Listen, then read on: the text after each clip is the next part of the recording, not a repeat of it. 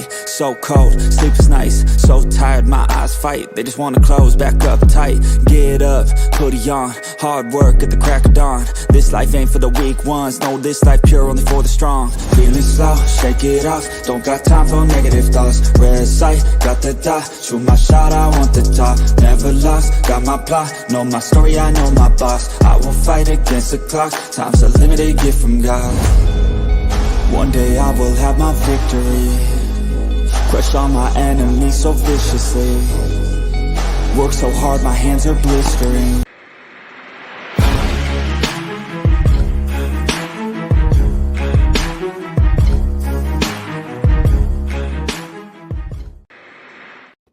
Hey guys, what is up? Welcome to the Pick and Roll Podcast, episode number 32. I'm here with my co-host Nicky, Steez, NextShift Randy, and we got a packed house for you guys today. We got Coach Ed Gladney, we got Blaze Radio, and we got Rios from Just Fans Podcast. How's everyone doing? Good. How's everyone else? Doing excellent. I got cold beer. What more can you ask for? I got word. No. Yeah, so let's get this started, guys. Let's get this started. Free agency is still going. So who won free agency? Who do you think won free agency? For me, it's kind of easy. I know it's not Sixers. I know that for a fact. So, Rios, let's start with you. Who won free agency? As much as it pains me to say it, I'm going to go with the Lakers. They addressed a lot of holes. Yeah, they did. They did. It's actually insane. How do they keep all their players? That's my question. How? That is Playing with LeBron? Yeah, a lot of them take discounts, like they did with Miami and with Cleveland. These guys take discounts to play with LeBron because I think it's the easy road to a championship. But as we've seen the last, 4 out of 10 tries, it's not easy when you play with LeBron. Nah. So, Blaze, who won free agency? Rios got a great point of filling the holes of the Lakers and people taking discounts to play with LeBron. But I think if they can play well together and have a little bench, the Suns look the Suns and the Lakers, you have to compete with the team who won the title last year, Denver. So Denver is the team you got to compete with. No matter if you like them or not, they're the champs. So I think the Suns and Lakers are trying to make moves to compete with them. I think Golden State, if they can keep all their big three healthy and adding some pieces too, the West is going to be crazy. It's going to be the Wild Wild West this year. Yeah. And Coach, how about you? You're going with the Lakers too? I'm pretty much going, Lakers. I do like what the Suns did with some of their acquisitions, but for the most part, it is the Lakers. I really do think that they position themselves well, and they're giving AD and LeBron some good support, and it's not gonna overburden them in the long run. So I definitely like what they did. Mm-hmm. Yeah. Randy, how about you? Your Raptors are going through some stuff right now. We'll probably talk about that tomorrow on Philly to the North.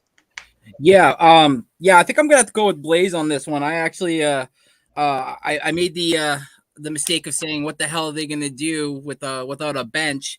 And as soon as free agency dropped, names were coming off the board, and I was like, 1 year, 2 years, 6.5, 5 mil, 2.3. I'm like, what the hell? Why? Because they see the starting roster and they know that this Suns team is on the cusp of potentially being an NBA champion, and they shored up their bench big time by getting Eric Gordon, Drew Eubanks. They brought back Damian Lee. They got Keita Bates Diop, if I could say that properly. Yeah. Who's lights out with the Spurs last year, so that's a huge pickup. Then they bring back Okogie, and then they go and get Yuta Watanabe, who was shooting it lights out as well from 3 with the Nets. So they definitely address some needs. So for me, it's got to be them. All right. Nicky, how about you? Because I have a dark horse for mine. Uh-oh. Obviously the Lakers, and here's another one that's interesting, the Grizzlies, because you got Desmond Bane back, and you got Marcus Smart, and then you had D Rose, granted not the same player, but he brings some more maturity to the locker room, which is desperately needed in that environment in Memphis. So I think that helped. Steven Adams is still a respectable veteran. So I think that helps out a little bit. Brings more maturity and leadership to their locker room. Yeah. And obviously the Lakers. I mean, the Lakers just like shocked everybody. But for me, it's not like a contending team. But for me, it's the Washington Wizards because they got rid of Bradley Beal. They decided to go complete rebuild, right, and go on fresh. They have Kuzma still. They got Tyus Jones, and they got Jordan Poole. I mean, Jordan Poole is going to be the number one guy. He's going to average like 20 to 25 points per game. So it's just like starting off fresh, about time after all that's going down. So I got to go with the Wizards. And the Pacers, too. Yeah. The Pacers had a good one as well. They definitely did. Yeah. But with all these teams, it's going to come down to chemistry. We've seen over the last couple of years, it doesn't matter who you put together. If they don't work well, you wasted all this time, trying to get a team, but it's all about chemistry. So we can predict all we want at this point, but it's really tough until we see these guys play together. Yeah, no, Blaze hit the nail on the head. Like usually it's teams, they won free agency, but then they're first round playoff loss or second round or underperform. It's about chemistry. Yeah, you got to play as a team. I like parity. I like the parity in the NBA right now. So I mean, there is a bunch of teams that could possibly make a run in both the East and the West, in my opinion. I don't think there's not a clear 2 or 3 that should be in the finals. I mean, the Heat and the Denver, if they're keeping their core, you got to think both of those teams are going to make a run. But, man, look at these teams mounting up to compete. I love it. Yeah, and I got another team, too. Samuel said it right here with Kristaps. I hate this team with the passion, but I got to go with the Celtics here. They just added a very good player in Kristaps Porzingis, and they're a bigger threat now than they were last year. They still need a point guard, though. Yeah. Yeah. And that's why they brought in Delano Ben. Yeah. Marcus Smart, I think, is going to be a major loss because when you remove your heart and your soul, he was the heart. You can put all the other pieces, good talent or whatever, but he was the one that, let's be real, he'll step up to anybody. He'll protect his players. But when he goes out there, he's not only a glue guy, he'll step up at critical times. He'll take the shots that need to. He'll check anybody in that organization from ownership all the way down. That's a big, big, big piece to miss out of an organization. So I want to see who's going to replace that. Because, Kristaps coming in, uber talented, I get it. But sometimes talent isn't what you really need. Sometimes it is the heart and soul to really take you over the to really elevate your level of play and push you over to championship level. Yeah. And you need somebody with that dog in them, man. I don't see anyone that's Celtics roster with that dog in them. Like exactly. Tatum, all the talent in the world, that's super passive, kind of disappears sometimes. Like he doesn't have that killer instinct, that Mamba mentality. There you go. That's what is missing for them. There's 2 teams that I was keeping a close eye on because they have superstars that it's been time that they got to fill the holes around them, and that's in Milwaukee and Portland. Yeah. We know the Dame stuff. Is he going to be traded? Is he going to stay? But Giannis, they signed a couple people to keep him, who they bring in just recently too. Beasley, they got Malik Beasley. So they're trying to fill around Giannis because otherwise I don't know when his contract's up, but I'd want to get out of there if they don't start doing something for him soon. Yeah, they got the Twin Towers too. They brought Brooke Lopez and Robin Lopez together, so they got the Twin Towers. Bucks could be back this year. Who knows? Yeah, I think he has a year left where he can opt out and become a free agent. Yeah, and then the Cavs got better too. It was actually funny with the Cavs. Daryl Morey offered them Tobias Harris for Evan Mobley, Jared Allen, and a pick. Hell no. Mitch, I'd hate to say it, but our Sixers have to be on the bottom of the list right now for capitalizing on the draft and free agency. Yeah, they haven't done anything basically. Nothing. The Hawks haven't done anything either. Hawks is another one that haven't really done. My Knicks haven't, but sometimes that's another team. You just don't do something just to do it. I mean, you have to look. We just talked about chemistry. I mean, sometimes we as fans may not like it. We may want to move.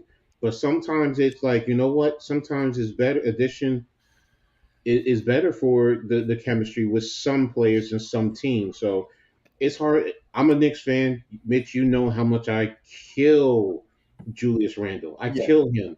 Yeah. But this is moving Obi is what was needed. Now, the thing is, who's going to back him up? Other than that, and then getting wing scoring, and good sound defense. But if you really look at the Knicks, they were in a good spot last year. You just want to add key pieces. That's why when people say, "Oh, trade," all these picks and all your young talent for Dame Lillard, I'm saying to myself, why? Why? It doesn't make sense. I mean, yes, he's uber talented. He could score it, but then you're going to go from Portland to New York and do the same thing. So sometimes not making a move with the Sixers, I get it. You want to move. You want to move Harden. That's the big thing. But if you look at it, if the chemistry is there, I think you probably would be better off moving Harris and getting something for him than as opposed to, as much as you don't like Harden, Mitch, you keep him and he works well with. Blaze hates him more I than me. hate it. That's like Luka and Kyrie. They're going to give them another chance. So maybe they'll work out, but don't even get me started on that. What? But what are you going to bring in if you get rid of him? Where are you going? Because look at the landscape, and don't forget the new CBA is the big factor with a lot of teams. Yeah, that really is prohibiting teams from really going out there and making these crazy trades, because you're going to kill yourself in the long run. What's up, Chad? Yeah. Now, for me, with this whole Tobias Harris and James Harden thing, is this: I'm okay with Harden staying, but it's with Tobias and that contract. We got to get moved, because right now we are handcuffed. Like, we got Beverly, we got Daniel House Jr. back, and you guys are the Rockets East. and then we extended the Anthony Mellon. So those are the only three pieces we got in free agency. And that's about it. Shake Millon's gone. Niang is gone, thank God. I like that Beverly pick for y'all, because he's the one guy that you hate going up against, but when he's on your team, you love him. He's the instigator. He's the agitator. I love Beverly. He draws away from all the other guys, especially your star players. So, and we were talking about Boston with that dog. He may not be the most talented, but he's a dog. He'll go up and he won't back down from anybody. It don't matter if it's LeBron, AD. It don't matter. That's what you want, and that's a galvanizing thing. That's why with you guys, if you move to Tobias Harris, I get it. But if you keep Harden and work with Embiid, you get the right piece along with them, bro. You guys are going to be contending in the East easy. Yeah. Mm-hmm. And it's just because McDaniels is gone, he's on Randy's squad now. So it's just that's the player I wanted to keep the most. Young, athletic wing. He's 26, 6'10", lanky, can go both ways, offensively and defensively. So, Randy, that was a good pickup for you guys, man. Good pickup for you. Yeah. Plus, you guys gave up a draft pick, so you kind of lost. You got kind of in that sense, you kind of just gave that away for free. So, yeah, it was a sneaky 2-year, $9.3 million pickup. So. We got a lot of wing defenders. That's what I'm like. We got so many guys on this defense. It's like I need a fucking point guard. Give me a point guard. We lost one. We need a point guard too. Right now, it's we let Delano Banton walk, and then the Celtics they swapped his ass up, so they picked him up. So right now we got Malachi Flynn and Marcus Noel, the kid we just picked up in as an undrafted free agent, and you want to talk about being a Fred VanVleet potential replacement? He's 5'8", but he's got he says it's heart over height. He's like, I got that dog in me. And then you seen what he did for the Wildcats during the March Madness.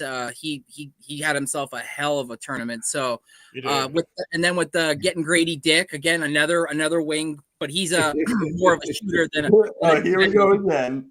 Grady Dick.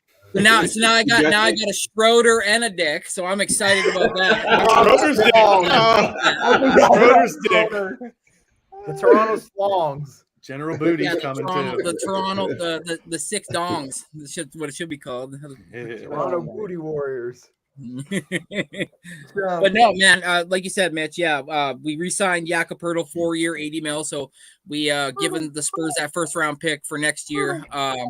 even though it is a top 6 protected. So if for some god awful reason our Raptors suck and we're a top 5 team potentially in the lottery, we do get to keep that. So that would be a bonus. But then we bring in Schroeder, and then like you said, we got McDaniels. So yeah. And this is kind of a long shot in the dark. Would you consider the Spurs just for winning the draft? Because the summer league game is already sold out. So it's just like, maybe not as a team it's good, but look at the fans. I know somebody who won't give the Spurs their due and say I they're going to do anything. I don't blame you. I'm not, but it's just like, with the fans selling out the first game of the summer league, to see them play. But who else do they have? I want all the bad things in life to happen to them and them alone.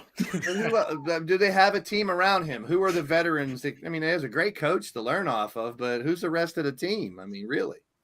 Yeah, like Jeremy Sochan is a guy that comes to mind, but after that, I'm drawing blanks. One player, especially that young, isn't. I can't name anyone on the roster. No, they're going to play him 6 times a year. I don't know anybody on the team. I saw the dude that dyes his hair. I don't know anyone else on that team. Yeah, that's Jeremy. That's Jeremy. Yeah, I have my concerns about him because you do. Yes, I understand. Over in Europe, they play a certain level of physicality, but it's different when you're coming out here. You're going up against a grown-ass man like LeBron James or Anthony AD out with the late. I mean, he's going to get manhandled. I really think he's going to get manhandled to start. And again, we saw it last year with Chet Holmgren.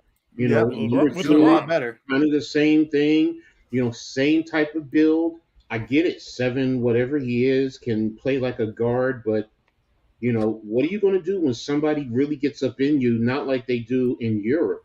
And I want to see with him. That's why for me, and I haven't seen all his highlights, so it's just what? Let me see, and also as a Knicks fan, it kind of says to me, oh, is this another Porzingis type with a little bit more ball skills? Because Porzingis came in same time, exact build, can shoot. The only difference is this guy has a lot more, has a better handle than Porzingis did. So, from everything I was heard. Do you think that now that we've seen some of these types of players that they're aware of that? I'm with you on it, Coach, but don't you think they're aware of that and they're going to try to condition these guys to learn? You're playing in a different league. We love what you did, but this is a different league. I think that's where this summer league really comes into play. And then like we saw Chet already doing better this year. So that 1 or 2 years that they should have been in college, in my opinion, to grow, we're going to see these types of players in 2 or 3 years really develop, in my opinion. They need a couple years. So Coach, I got to send you a video. I got to send you a video, Coach, and it's a workout video that Chet Holmgren or Chet that Wemby's trainer puts him through. And it's insane that the dexterity he gets with his feet, but just his toes. Apparently, they don't want him to ever have to worry about like the injuries that obviously I said his name Chet that happened with the ankle injury. Like he goes his regimen is like his regimen is like eat in the morning, go work out, and then like sleep. And as soon as he wakes up, tons of stretching for like 2.5 hours of just getting his body like it's insane. I got to send you the video. It kind of changed my mind a little bit about the guy, but I'm like you, Coach. I'm still you can go all the way to Sean Bradley for people that look like that never develop, man. Sam Bowie. I'll go Sam Bowie. Yeah, there's a bunch of them. I mean, but was number 2, and then he had a foot injury. So Greg Oden. Oden's another one. Oh, Sam Bowie went right before Michael Jordan. But people like Oden and Bowie, they didn't have the skills that the Chets and the Wembys could play all 5 positions right now. But they need to develop yet. They're babies. They're kids. True. And that's my concern. That's why I always take 2 or 3 years. Exactly. In the same token, that's why it I mean, I get it. I don't begrudge anyone. Once you graduate high school, go get your money whatever way you can. If it's legal, go do what you got to do. But on the flip side, on the flip side, I mean, you just said it. It takes them 2 to 4 years to develop. Hello, that's what college is for. Yep. That's where you develop. So it's like, why are you not going to college and you're getting an education? Because on the flip side, if it falls through, you're getting a free education. So, because basically if you fell in the NBA, yes, you're going to have some money, but now guess what? You're going to have to pay to go back to college when you could have went for free. That's just me. Yeah, I mean, it seems like for the past 6 years, there's been like either a foreign player or a player that needs so much development that people draft, but you don't really see them coming to any fruition like 3 or 4 years. Like people are like, who's this guy from France or who's this guy from wherever? In the last 10 years, you're seeing more of that because they see the potential, but these kids aren't ready. It's not like it's not like all 4-year players coming out of college in the draft and they go right into play. It's going to take a couple years for some of these kids. Now look at this year's draft. 4 of the top 5 picks didn't even go to college. Yeah, you had one kid that went to college out of the top 5 picks. Yeah. Brandon Miller. Yeah, exactly. Alabama. Yeah. Now, would you consider Luka as like ready when he came out? Well, how long did he play overseas too? Like, he played for a long. He was a pro for like as a teenager. Yeah, like, he was a boy amongst men, though. Yeah. But when did we see the real Luka?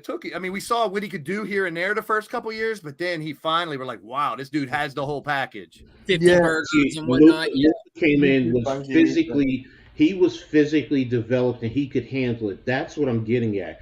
Every player, even if they're coming out of college, they still, because there's a difference from going from college or Europe to the NBA. It doesn't matter. When you go to, even the NFL, when you go from college to the NFL, there is that learning curve. We as fans, we want it immediately. We do.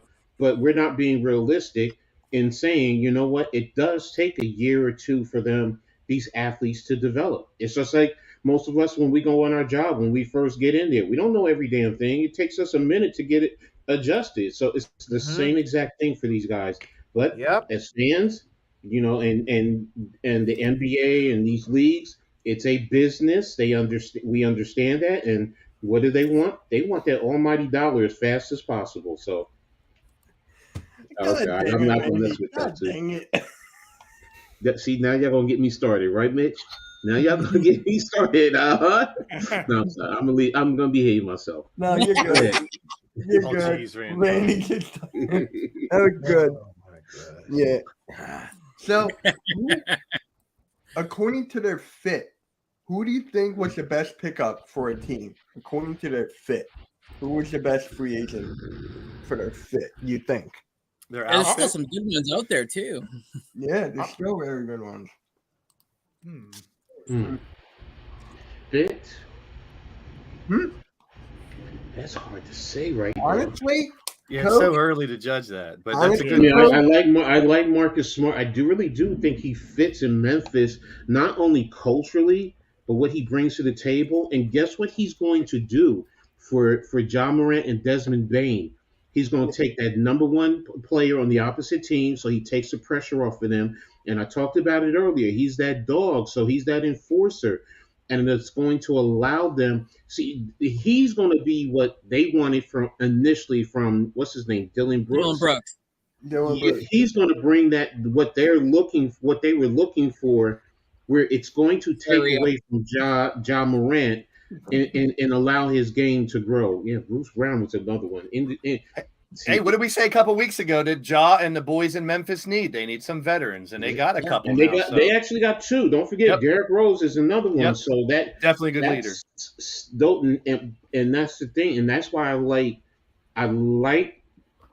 I like both of them over there, I think they're going to fit in to help the other players. But if we're talking about just overall that player's individual performance, I mean, it's hard, man. I mean, I have to admit, I do. Do you? Porzingis was a trade. Are you including trades? I'm including trades. Yeah.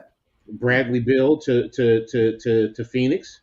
Yeah. I mean, you putting him with KD and oh my gosh, man, that's something scary right there. Offensively, what they can do. Yeah. Booker, KD, Beal. It's like, oh my God. And then if they do keep Ayton, it's like then you got the big man down low, and maybe Beal comes there and he can like do something to help Ayton be that unlockable force. And then look out, there you go. There's the monster. There's the unstoppable beast, right? But like we said at the beginning, chemistry. Is Beal gonna fit the chemistry? That's gonna be the question.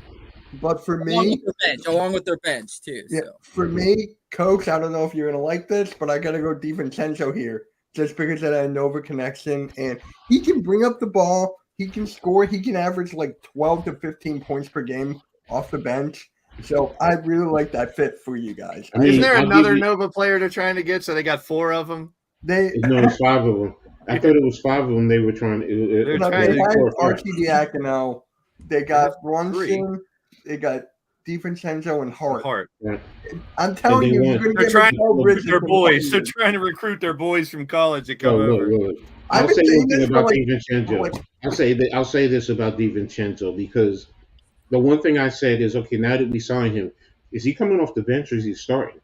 Because you're paying him $50 million. Is he coming off the bench and you're going to let Grimes start, or are you going to switch it? Right? And that's the first thing. I mean, and also, I mean, the kid can shoot. I mean, I saw a video where what's his name? Iguodala was talking about it. He was telling his son, he's like, just watch him. The kid can shoot. And he was shooting from depth. He was shooting Steph Curry shots. And DiVincenzo says, I'm not a shooter. And in that video, he kept saying, I'm not a shooter. And Eagle was like, well, then the video says otherwise, homeboy. And exactly. Yeah. Clip, and he was like rolling up and hitting them. I seen that, Coach. And what he does is what we were looking for from Fournier. So now that's a different story. And if he can shoot like that, that changes the whole offense. Then Julius doesn't come an enigma, because you can now stretch the floor. So, and it changes the whole complexity of the Knicks. That's why it's like, at first I was like, no, because I was thinking more about, this Villanova BS. I mean, I hate stuff like that, but when you look at his game and you hear what other players in the league are saying, Steph Curry, Iguodala, and you see it and you break it down, you're like, okay, the only question I have is he's been jumping around a little bit from team to team. So, but he's played with some of the best in the league, so he knows how to play. So he was injured during that Bucks championship, so he was injured there, like it was very bad. And then once he played for the Warriors in that championship, I mean, he was good coming off the bench for Jordan Poole. So he does have 2 rings already. Exactly. So it's like that you're right about that. It's good for the Knicks, and like I said, the first thing I said is, okay, once I got past the Villanova aspect, I said, okay, well, is he, because he can play defense, he can bring the ball up, he can shoot, he can play 1 through 3 basically. So I mean, he's like a quiet assassin. Yeah. So I get you, and that's why I said, is he coming off the bench? Because I don't have a problem with Grimes and Quickly on the second unit. They do play well together. So, it's just right now, if he's that piece, then I just want to see who's the backup power forward, because is it going to be Hartenstein or is it going to be Jericho Sims? And I'm just like, That's going to be a tough one. That's going to be tough. I don't know who to say for that. Somebody's talking about Roby. Only one? He had 2, Warriors and Bucks. I thought he had 2. I thought he played with the Bucks. He played with the Bucks and then with the Warriors. Am I wrong? Was he not in the Warriors team that won this? Was he on the? I thought he was there. I thought he was there too. And Chad saying what's up to halftime. And halftime, no Trae Young remarks yet. Okay. Oh, God, yeah. Let's not talk about the Hawks, please. Too much Pascal Siakam to the Atlanta Hawks. They're drowning me. Oh, he's on the Warriors this year. Okay. Yeah, I thought he was on it for 2. Maybe I was wrong. Oh, okay. Yeah, and actually, a player just got waived, and that was Garrett Temple. Garrett Temple just got waived from the Pelicans. Mm-hmm. Pelicans. It's another one. He was a bench guy for them, so yeah, I seen him a couple times play. Yeah, not bad. No, I like him. The move that shocked me yesterday, Bo got waived from the Magic. Bo. Like, why? They need big guys, and they have so many guards. Yeah. Like, no, if he wanted to come to Houston, I would not be opposed. Come on now. I'll pick it from the airport. Sixers fans want him over here. I'm like, plus they added Joe Ingles. So they added Joe Ingles and we signed Mo Wagner. Don't certain Sixers fans want everybody? Yes. Nicky and I had a great conversation a couple weeks on a show, and it was just like, I get wanting all the big names, but you got to be realistic, Yeah. Someone was telling me that Wembanyama is an overrated Bobo. And I'm like, I've never seen Bol do like crossovers and flying dunks and shit. Now he can shoot Or and pick up his own 3-point shot, run in and throw it back. He's not as fluid as there's big tall guys that look super awkward, and there's big tall guys that look fluid, and they're very far few in between. Yeah. As a Ruckus fan, if he is, I wouldn't be. I wouldn't lose any sleep over it. You're wishing him the worst, and rightfully so, as a rival. I mean, he could be a search forward. I mean, I'll take him over to Yang. Yeah, Mitch, teams can't keep everybody. Yeah, I know that. Yeah, just like your team can't have 20 million draft picks either. I was going to just say that. Right? 0 draft Exactly. picks. Or one draft pick in the next 7 years. Yeah. Like, what is OKC doing with all those picks? Like, hello, it's the same thing I said about us.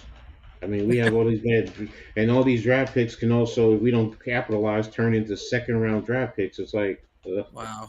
Really? Depends on where your team. If your team is, a free agent away, the draft picks aren't going to do you as well. If you got older players and you're trying to make that move now, I mean, I think the free agency is going to be more of an immediate result than draft because, like we just said, most of these kids coming out of draft need a year or two to develop.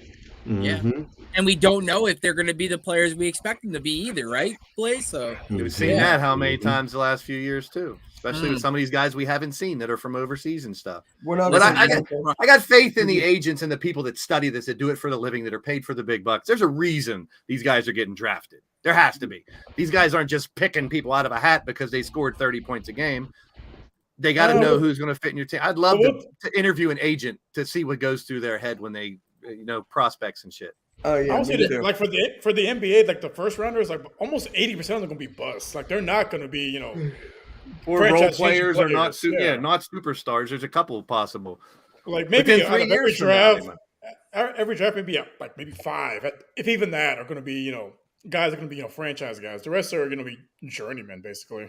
Journeyman, as a Toronto Raptors fan who has had only one first overall pick in their history, 2006, and we drafted a god awful Andre Bargnani. Coach knows about him. Oh my God! Do I wish we could have a redo at one point in our lifetime? But then it's like then we're not a competitive team. I don't like that because since 2013, my team's been somewhat like, and I'm not trying to flex, but we've been a decent team. We've had the right coaching around us, and we developed the right players. So I mean, look at my Rockets. We traded 2 former first rounders for basically a salary dump because Brook Lopez lied to the team. Oh yeah, I'll sign with you guys. Oh no, I changed my mind. Changed his number and unblocked him. What'd you say? What? Yeah, no, I'm good. he changed his number, blocked him on everything. We had to send him an email. Hey, we can't get a hold of you. He took his phone right after that conversation. He was like, crack. He's like, yeah, we're done with that one. Give me that. Yeah, all right. And then all the Lopez, and then both of them are on the Bucks. Again. Robin and Brooke. Again. Oh my God. But, okay. I wish Brook Lopez nothing but failure too. Damn. I like Lopez. He changed his career. Nah. He held my Rockets. Nothing but failure. Damn. But okay. Which teams were the losers of free agency? And don't say the Sixers. Any other ones? So far. Bulls. Oh. Bulls? Sixers. You say Bulls? Yep. Okay. Bring back some of the same guys. Brooklyn, to a certain extent. I mean, the Spurs, besides getting Wemby, haven't done anything either. The Spurs. Yeah, I would think the Spurs would get some veterans to try to bring Wemby on, but you haven't seen it. They haven't. It is. The Mavs all they did was, bring back Kyrie, which doesn't make sense because you could see like him and Luka just can't coexist. They're both very ball dominant. They're very ball dominant. Luka needs a true point guard, not a ball dominant point guard. So I don't know how that's going to work. It ain't going to work. If it does, but I highly doubt it's going to work. Yeah, I don't see it either. Now, I'll go with Dallas too. Yeah, it's them because signing Kyrie is like. Maybe they see something we don't, but I don't know how that's going to work after what we saw the second half of the season. Now, Randy, did you say the Hawks in the beginning? Yeah. Okay, you said the Hawks. What'd they do? They just got rid of Collins, right? That's it? Basically. Like, you know what's funny, Randy? And they signed Kobe Buffkin, and they signed their first-round draft pick. The Michigan guy. I'm fine with that. Yeah. But it's just funny how John Collins, Bradley Beal, and Dame Lillard, like 2 out of those 3 are finally traded. Right? It's crazy. And Lillard, it wants to go to Miami from the looks of it. So yeah. But depending on what day of the week it is, the Harden and the Lillard stories change every freaking day, it seems, anymore. Yeah. They want to trade, then they're not going to trade them. The team's not getting rid of them. They want to try to make it work. Both Dame and Harden. What in the hell? Now, Thunder, how? Yeah, and sorry, Mitch, and then the Blazers don't want Tyler Hero in the trade, so they got to find a third partner, and it's like, and then who wants Hero and that contract? I get it. It's not easy, but shit. What's up, Sean? Hogs are getting worse and worse. Spurs will get their first round pick in a few years. Next. Is a refreshing hard iced tea made with real brew tea. That's why I do love the lottery, though. I do love the lottery, so you get less teams. I love lottery because tanking isn't going to secure you nothing. Plus, sometimes pick 4 or 5 or 6. Pick 4 or 5 or 6 might fit your team better than whoever's taking 1, 2. Yeah, you're not guaranteed one if you're the worst. Last year. I mean, this year we live streamed the lottery. I know tanking doesn't work. Yeah. You're telling us. It's a touchy subject with me because professionals should never tank, in my opinion. You're a professional. Thank you. Yeah, coach. Never try to lose. I get an organization not playing people, but players should never tank. Players won't. It's going to be the coaches, the GMs, the owners. Like, hey, we want that Andrew Luck guy. We want that Wemby guy. We need you to stop playing as hard. But if the player, as long as the players are in, they can override that bullshit if they're playing hard. I just don't see someone who worked their whole life to be a professional losing on purpose. I mean, it's not easy. I know college players, specifically one from the Pitt Panthers about 20 years ago, a point guard who knew a friend of mine personally, who he would literally shave points at the end of a game to cover so they cover the spread. Now that I can see happening. So if you're the point guard, 7's the spread. You can control the end of the game where you still win, but you don't cover the spread. So I see that type of shit happening. But to completely throw games, you're a pro. You shouldn't. Yeah, I agreed with you and Coach. You want the best doctors in the world to throw games? Do you want the best lawyers in the world to throw games? No. No. Not if I'm paying them. This surgery, I might be 50-50. I may nick your heart while doing it. I may not. No, I want you to be 1,000,000%, bro. I want you to be on your game today. It's like, imagine a doctor coming in and telling the surgeon, "Hey, surgeon, you can half-ass this one. This he might not make it another year." That's tanking. Right. You got 10 more. You got to hurry up. Just kind of like, whoops, I made a mistake. On to the next one. Let's go. Especially in football. I mean, I know it's a basketball podcast, but in football, there's 11 on each side, plus offense and defense. 1 or 2 players ain't helping your team tank. Right, exactly. Yeah. Exactly. Tanking doesn't work in the NBA. It does. No. Whoa, in football, no. I've seen it firsthand. Indianapolis Colts. They need a lottery. They need a lottery in the NFL. Then the Colts, they literally tanked on purpose to get Andrew Luck that season. Yeah, but that's the other management, and that's bullshit. Yeah, I mean, look what happened. Not just them, but what about players that have bonuses? What if you're a player that has a bonus if your team wins so many games, or if you get so many yards? You want to tank then? Because your $100,000 bonus, you're going to give away your $100,000 bonus in hopes your team gets a draft pick that works? I would not do that. Fuck that. I would, but again, Andrew Luck was, the next generational since John Elway. NFL and he kind of was. I'll give him credit. He was a generational talent. He, retired. I mean, early, teams nowadays, they're doing a good job of it, sort of. I mean, you got the Thunder, you got the Wizards now, you got. But are they tanking or they just suck? I mean, they're building up. They just suck, dude. You have to suck first before you even consider tanking. The Sixers could not do it right. We did not do it right at all. Dude, are teams tanking so they don't make the playoffs? Then you're in the lottery if you don't.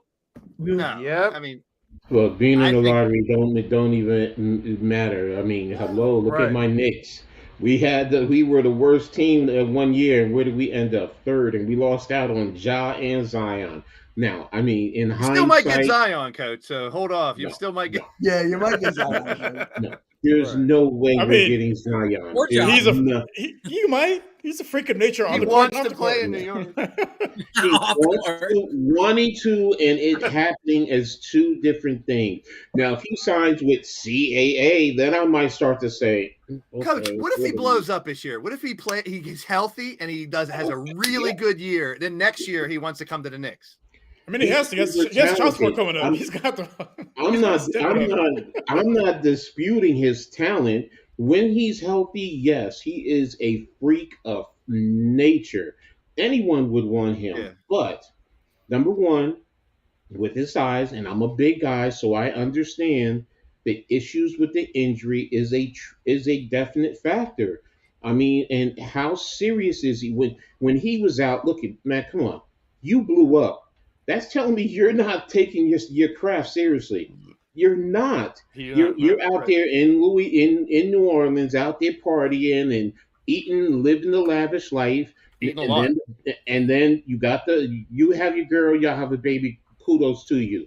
But you let your side chick step out of line in a sense and put you on blast like that, and maybe pregnant.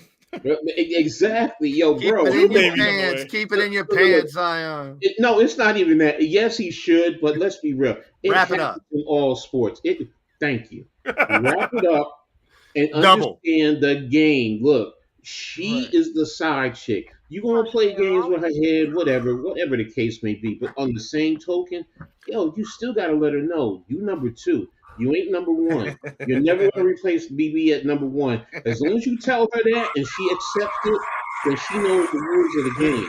If she's like, no, I want to be number one, you know what? It's good. It's peace. I'll go find. You make enough money, you can have a harem. You can have 7 or 8 of them. When you're in the hotel, they come knocking at your door, holding their panties in their hands, saying, here it is, baby. Come and give it to me. Come on now. You sound like you're speaking from experience, Coach. My thing is, player like that back in the day. Hold on, my door. I think I heard my doorbell ring. I'll be right back, Coach. Yeah. Might be selling me some pants. They come knocking at my door, but you know, look, in college, I will be honest. I was the one who went through the whole cheerleaders. That was me. You sowed your seeds. But again, I was 19 at that point in time. So, you know, what I'm getting at is when you're that young and you have that kind of money, come on, man. Let's be real. There's the shorty who's gonna have that baby who, you know what, she's wifey. Honestly, you should put a ring on it and respect her and go that route. But I get it. If you're gonna go out there and sow your wild oats at 21, 22, 23 years old, okay. I did my thing. I understand. But, yo, understand the rules. And don't bring that to your job. No. You can't let her screw up with your money because that's what she's doing. And that's what can you imagine something like that with the Knicks? Come on, man. This is New Orleans. This ain't New York now. Him in New York. Oh, my God. He's going to be a menace in New York. Well, we'll find out this year if John Zion have the right people around them because they've already screwed up, maybe more than once. Now, if they do it again this year, they got the wrong people around them. Otherwise, I think that they have to have the right people in their ear this year saying, last chance, guys. You got all the talent in the world. No guns, no babies. Can you do that for a year? Yeah. Exactly. I mean, one thing is if you're in the NBA and you're not married, get a vasectomy. Like, you don't have to worry about a baby mom at that point. They're still coming for your money. I ain't going that far now. I don't want children. You can do reverse vasectomies nowadays. It's reversible. It is. Okay. You know what? We go back to the conversation about maturity. If I'm a millionaire, like, you know what? don't want to give hepatitis up to some lady I met, on a one night stand. No. Absolutely Well, not. I wasn't a millionaire, and I've run into it, and I ain't gonna lie. I don't begrudge them, but I'm also smart and understand how I'm gonna position myself. I'm not gonna put myself in a situation like that. And then on top of that, this girl is putting everything that y'all were talking about, and she's thinking that you told her you loved her, and no. I ain't telling you I love you. That's the one thing I'm not doing. I'm not going to. I got number one. You know what? Even if I don't tell you I have a number one, I'm not telling you I love you. No, because I know where that leads, and that's too much drama. I even knew that at 17 years old. Don't tell them you love them, because when you tell them you Right. love them, The crazy comes out. they're thinking something different. So, and when you don't come through, I mean, look, you want to just, look, the honest thing to say is, look, I just want to have fun, and I just want to do me. And you know what? If it's friends with benefits, cool. If you want something else, I respect that. You go find somebody who's going to give you what you want. Gold diggers are real. Gold diggers are real. Yes. They know you got the wallet. They're coming for it. Oh, they want this. They want this. Don't do it. Look, I love the gold digger videos on YouTube, and it's hilarious. It's hilarious. I get it. I get it. Get out. You thought I was taking you? Get the fuck out. I love that when he got the car. You want to sit in the car? Come on. What changed your mind? Oh, you a gold digger. Get out. So I get what's it. funny though? Zion and Ja played on the same AAU team. Really? Yeah. I knew that. That's just crazy. I mean, they stack those AAU teams anymore, man. Yeah. I mean, that's how a lot of them get out there. You play the circuit. That's really where the colleges find you, and then they go to your high school to see how you really develop and play your game. But the AAU is just really getting you out there. And now it's 12, 13-year-olds, and that's what they're looking for. And it's like, okay. These kids are insane at 12 and 13. Mm-hmm. Like the kids I watch now, oh my God. Yeah, they're doing step backs and crossovers and Euro steps. Right. When I was talking trash. I was 5 feet tall. Yeah. I wasn't getting recruited. That don't matter anymore nowadays. I saw Bronny's brother. I saw that video. I saw him Bryce? up there. Yeah, Bryce. I saw goggles. Rondo's son is out there. There was a video of him, and the boy he got handled. He got handles. Yeah, I seen that. Yeah. Who? Yes. Raja. You said who? Rondo, his son. Oh yeah. Okay. Yeah. The kid is. I mean, and that's what you're seeing. Like the fathers, and they're following their sons. I mean, Carmelo's son. I mean, look what he's doing now on the circuit. So yeah, you're right. And getting down to that young age, and there you go. And then you go into these stadiums, and everyone's going crazy. And that's the thing. When everyone's going crazy, that just draws our eyes there. So now, if you're a good coach, you know how to shut that off and really dive into looking at the talent of this player. So, yeah. Now, Bryce, LeBron's son, is already getting like the NBA recruits looking at him already, and what is he going to be, a senior now in high school? Crazy. Well, is LeBron? Well, I know LeBron is trying to play with Bronny, so yeah. Because Bronny's going to USC for at least a year, but again, he's going a year. Bottom first round, early second round pick. But what if Bronny doesn't want to go to the NBA? That's the thing. What if he wants to spend another year in USC? Is LeBron going to go? I think it depends on how his freshman year goes. Here's the thing. Here's the thing. Don't forget with USC, this is their last year in the Pac-12. Next year, they're in the Big Ten. That following year, and it's going to be tougher in the Big Ten than the Pac-12 is good with its upper echelon, but the Big Ten, seriously, the Big Ten goes 10 to 12 deep, man. And you want to go that extra year? I get it. It's going to prepare him, yes, but I mean, you're going to play that 1 year. It's going to be a grind. Exactly. Exactly. So, and if that's another story, but if things go the way I've been studying, I mean, the Big Ten is going to probably get even bigger because I think the Pac-12 is going to really implode, and you're also going to bring in Oregon, Washington, possibly. I don't know about Stanford Like and the Cal, Big 20 and the Pac 30 now. Oh my god. in college, to be honest with you, what I'm seeing is you're going to see the SEC and the Big Ten separate themselves, and they're probably going to go 24 deep because Yep. with the Big Ten, you're probably going to get Washington and Oregon, but the question is the ACC. Right now, the ACC is you can't get them out there because of that grant of rights because that's set to 36. But if somehow those schools get that broken, North Carolina, Virginia, Duke in terms of basketball, Notre Dame. Can you see those teams in the and then in the SEC? You got Clemson, Florida State, Miami going to the SEC, football and basketball wise. That It's looks like it's weird. you're going to separate the two, and then you're going to have the Big 12 that's in the Yeah, middle, Big 12. and then everyone else is going to be on that level, like the group of fives. Seriously, and that's what I see is happening in terms of football. They're going up to what 12 by 24.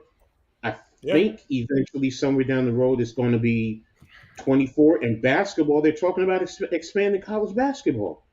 I mean, you're going to go from Crazy. 6 8 to I forgot I think this is somewhere right in the 80s, almost to the 90s. Because in basketball you have 300. It's like 300 Division One schools. So I get it. So, but it's like Blaze, you know what I'm talking about in terms of that. So it's like when you look at that, it's like, and that's what's going to happen with all this talent. These kids are going to go there, and you're going to go into the SEC. You're going to go into the Big Ten. That's where you're really going to develop, and it's going to prepare you for being in pro sports. The other ones, Yep. you're lucky if you get a kid here or there. It's going to be like going down to Division Two or Division Three. You'll get a kid here or there who'll make it, but everyone else, man, I'm just telling It's you, gonna be that's tough. like It's gonna be tough. LeBron with Bronny. I'll be honest, I see him USC 1 year and gone. I really do. Yep. If he just Yeah, has a I- decent year, he's gone. If he's smart, he's gonna one and done. Because Unless he doesn't show playing in the Big Ten, that's a whole different ball game. That's a whole, and that could Better, hurt him. better Hey, better Ty. talent. Hey, he could come Better out and really competition, show that he and- needs another year. We don't know. We haven't That's seen him different. play That's against his different. competition. That's different. If we all see that, really he needs another year, that's a different story. We're not talking about that. We're talking, you know what? He goes to USC. Let's say he's averaging, 12 to 15 12, points.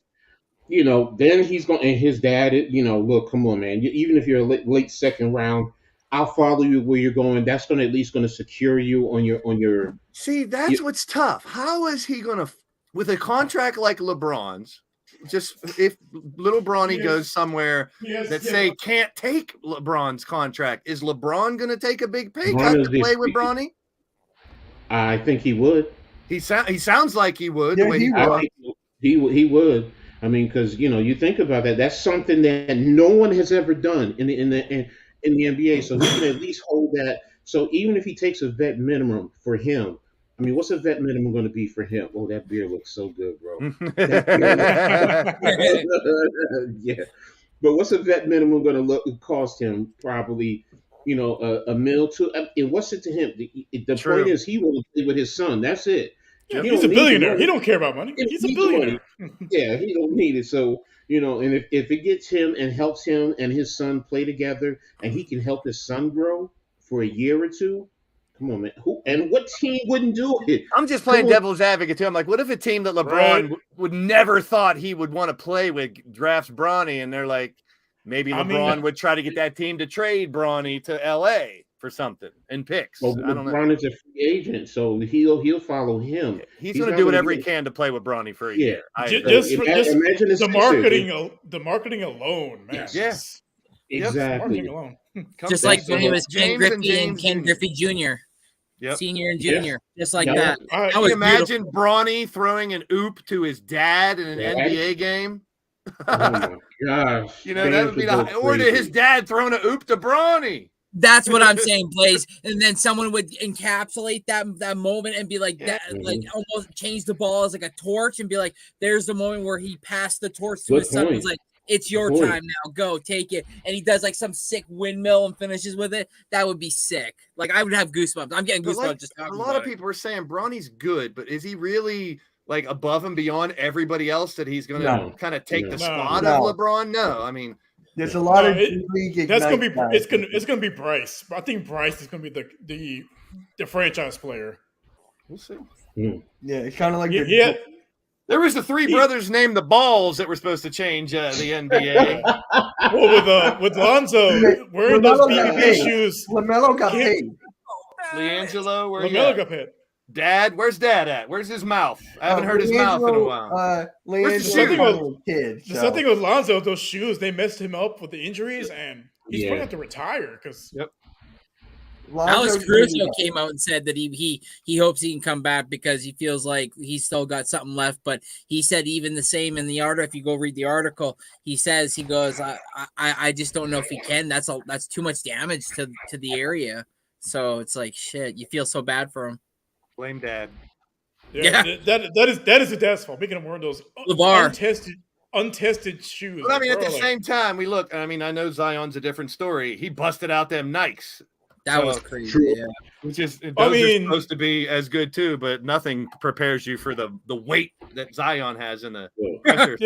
I'll say Lonzo's my size, 6'1", 200 plus pounds. Zion's about 100 pounds heavier than me. Monster. Still blows my mind to see that. 8 inches on me. To see the just massive. Just a thick, massive man. But how many people, you could say what you want about LeVar, but business-wise, the man got paid. How many people bought the sneakers? And in the end, we can say whatever we want. It may have cost his one son his career, though. That's the thing. It sucks. Yeah. I mean, it's gonna. You didn't want that, and that's the cause and effect. But his goal was initially to make that money off of the sneakers. And how many people went out and bought them, and he got paid off of that. Their family got paid off of that. Yes, it sucks. All of them, because I was hoping to see them create a new family dynasty in a sense, but they're injured. We get it. And, where's the third brother? I mean, LiAngelo, what happened to him? Yeah, he's bouncing around, so his skill set says, he's not there. So LiAngelo, his career was done once he went to China and robbed that Gucci store. I thought that was LaMelo who did that. No, it was LiAngelo. It was the middle brother. LaMelo was actually the most talented of the three. Yeah, LaMelo was the youngest, and he got the max contract because he has the most talent of the three. Yeah, thank you, Randy. I think with him, he needs the right people around him to keep his head straight. Focus on basketball. What do you think about what them Charlotte re-signing? What's his name for that 1 year?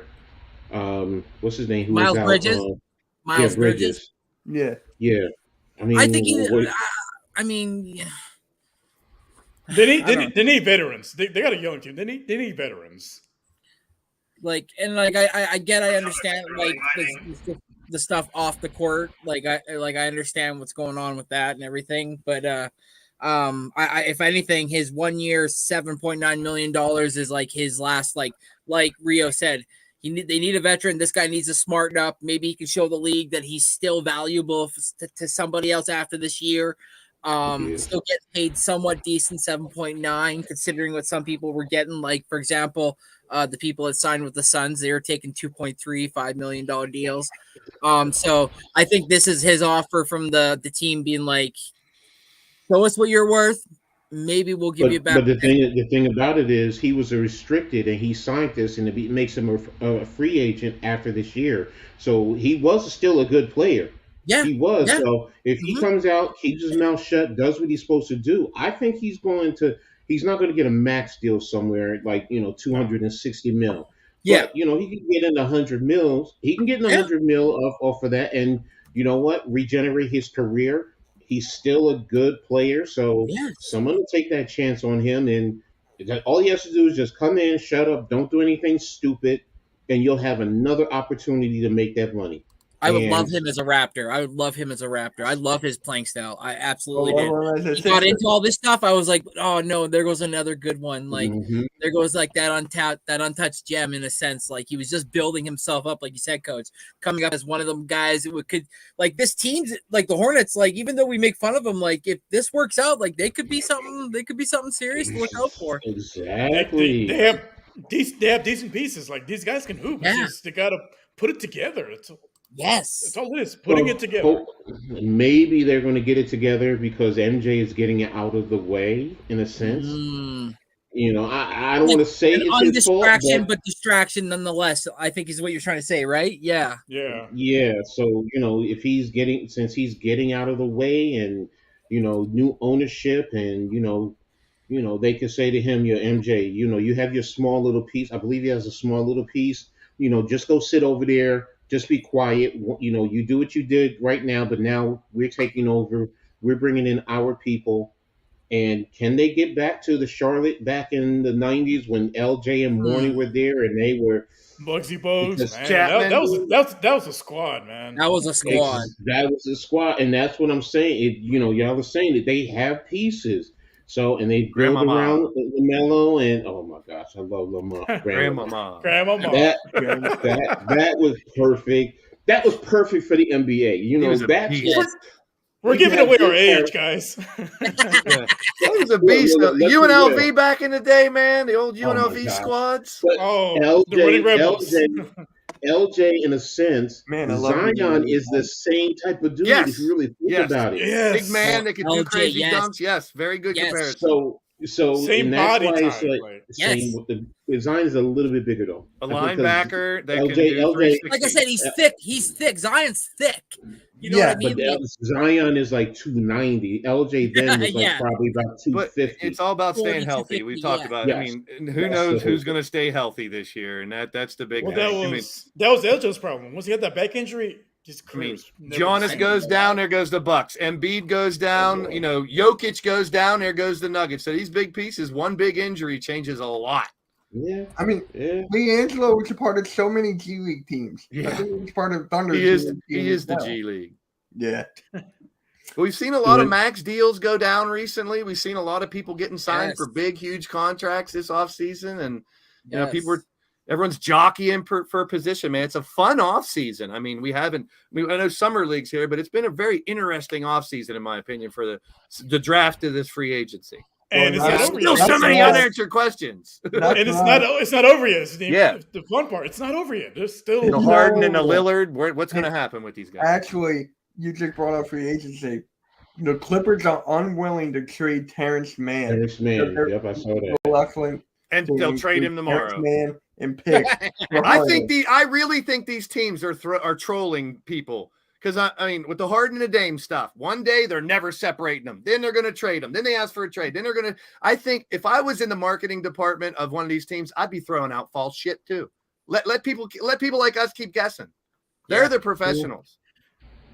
Leak out bullshit and see what happens. And you get your job done behind the scenes. Like, we're only trading Harden for the spirit of Michael Jordan. Oh, my God. That thing. Oh, bro. I also want to say I'm excited. I'm happy that Anthony Edwards got his max 5-year 260. That man deserves it. I think that guy is. He is so fun to watch, man. I love watching him play, bro. Me too. Oh my God, I don't get a lot of Minnesota games here in Canada, but anytime they're on TV or I can stream, I watch just strictly for him. The guy is a monster. I love him. Yeah, and it's him. He is so fun to watch, man. What does he have? What does he have with him though? Who else on that team? Cat. He has Cat. Who might be past this? I love Cat. He's a Kentucky boy, but I think is he still putting up numbers like he used to? Can he still produce like he used to? Well, in his mind, he thinks he's Hakeem Olajuwon, but he's really like 2 or 3 levels below. Yeah. That. Well, they re-signed Nas Reed. You got to have a big 3 nowadays, basically. You got to have 2 or 3 all-stars on your team if you're going to compete with these other teams. I disagree with that. Look what the Denver Nuggets did with the. I would say 2 superstars and a solid. And I think they have a potential big 3. They do. Because Porter and Murray are solid all-stars. Porter's going to come into his own, and Murray is a perennial all-star. So they have a big three, in my opinion. Would you say the same about ours then when we won in 2019? That was out of nowhere. Ooh. That was out of nowhere. I think you guys played out your asses and won. We had a bench. We had a bench. I mean, and we also had somewhat of a good starting five. But that year, Kawhi was him that year. Like he was him. Yeah, that's what I was saying. He was Claw. He was unstoppable Claw. So 732 points. 732 points in the playoffs. Okay. You say you need a big three to win and compete in the NBA. I say you don't always need it. Look at Brooklyn.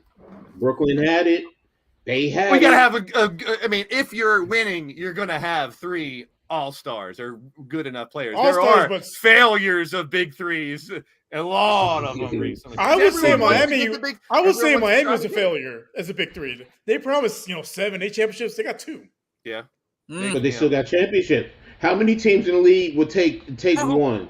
Every year, only one team wins. I don't consider it a failure. If you consider it a failure because they said they were going to win 7, I get it. Yeah, that's LeBron's fault. They won 2. They won 2. That's not a failure. You won 2 championships. Not a lot of teams win 2, and was it back to back or 3 years? Well, we mini dynasty. It's a mini. Well, that's just because Jordan was playing baseball. Yeah, let's be real. I'm sure you're right. I'm sure it still counts. Yeah, I know. I'm with you. I take it. I hate that argument because deep right Houston can't control the Jordan. I'll tell you this: there was only one team that had the winning record against the Bulls during that era. It was the Rockets. Yeah, they had no answer. They had no answer for Hakeem. They paid him enough to go play. Even. I think Houston caught him gambling, and that's how he got. He didn't leave. Even Jordan himself said, "Like we have no answer for the dream. Like we had no answer. Like no one had an answer for Dream, and no one had an answer for Shaq. Those two were unstoppable back then. Unstoppable. I watched something today, and they were talking to Kenyon Martin about when the Nets went up against the Lakers, and he was like, I forgot who asked him the question. And he was like, how was it like trying to go up against Shaq? And he was like, you want to talk about an immovable object going up against an ant? He's like, when I was told you had to go on him, either it was a double or single. He's like, right away I knew I was in trouble. He's like, and then they showed an image of Shaq getting the ball and just like moving him out of the way with a little bit of a download shuck, and then just going up above him, and then Kenyon trying to go over top of him, and then Shaq just throws it down, looks back at him, goes like this, and Kenyon just got his head down like, fuck, this just started. Like, I still got 48 minutes of this shit. I love Embiid. Embiid's great, in my opinion, when he's healthy, but he's no Shaq and no Dream. Not even close to what those guys did. There's only one. Jokic, if Jokic keeps up what he's doing the last few years, I would maybe put him up in that category if he can keep doing that for a couple more years. That dude's been dominant for the last few years. For that to happen, though, does it mean that he has to win either MVPs or rings? Another ring. One more ring. If he can keep that team to another ring. It is one of these. 2 or more rings, then people start the dynasty talk, and then you do, as a superstar, go to that ultimate superstar level. He's got to do it yet, though. I mean, a big man that passes like that too is so refreshing to see. I mean, look at Hakeem in his mid-30s. He's shut down a prime Shaq. Yeah. Shaq in his 20s. He's smooth. A big man that was so smooth. The Dream was 10 years younger than him.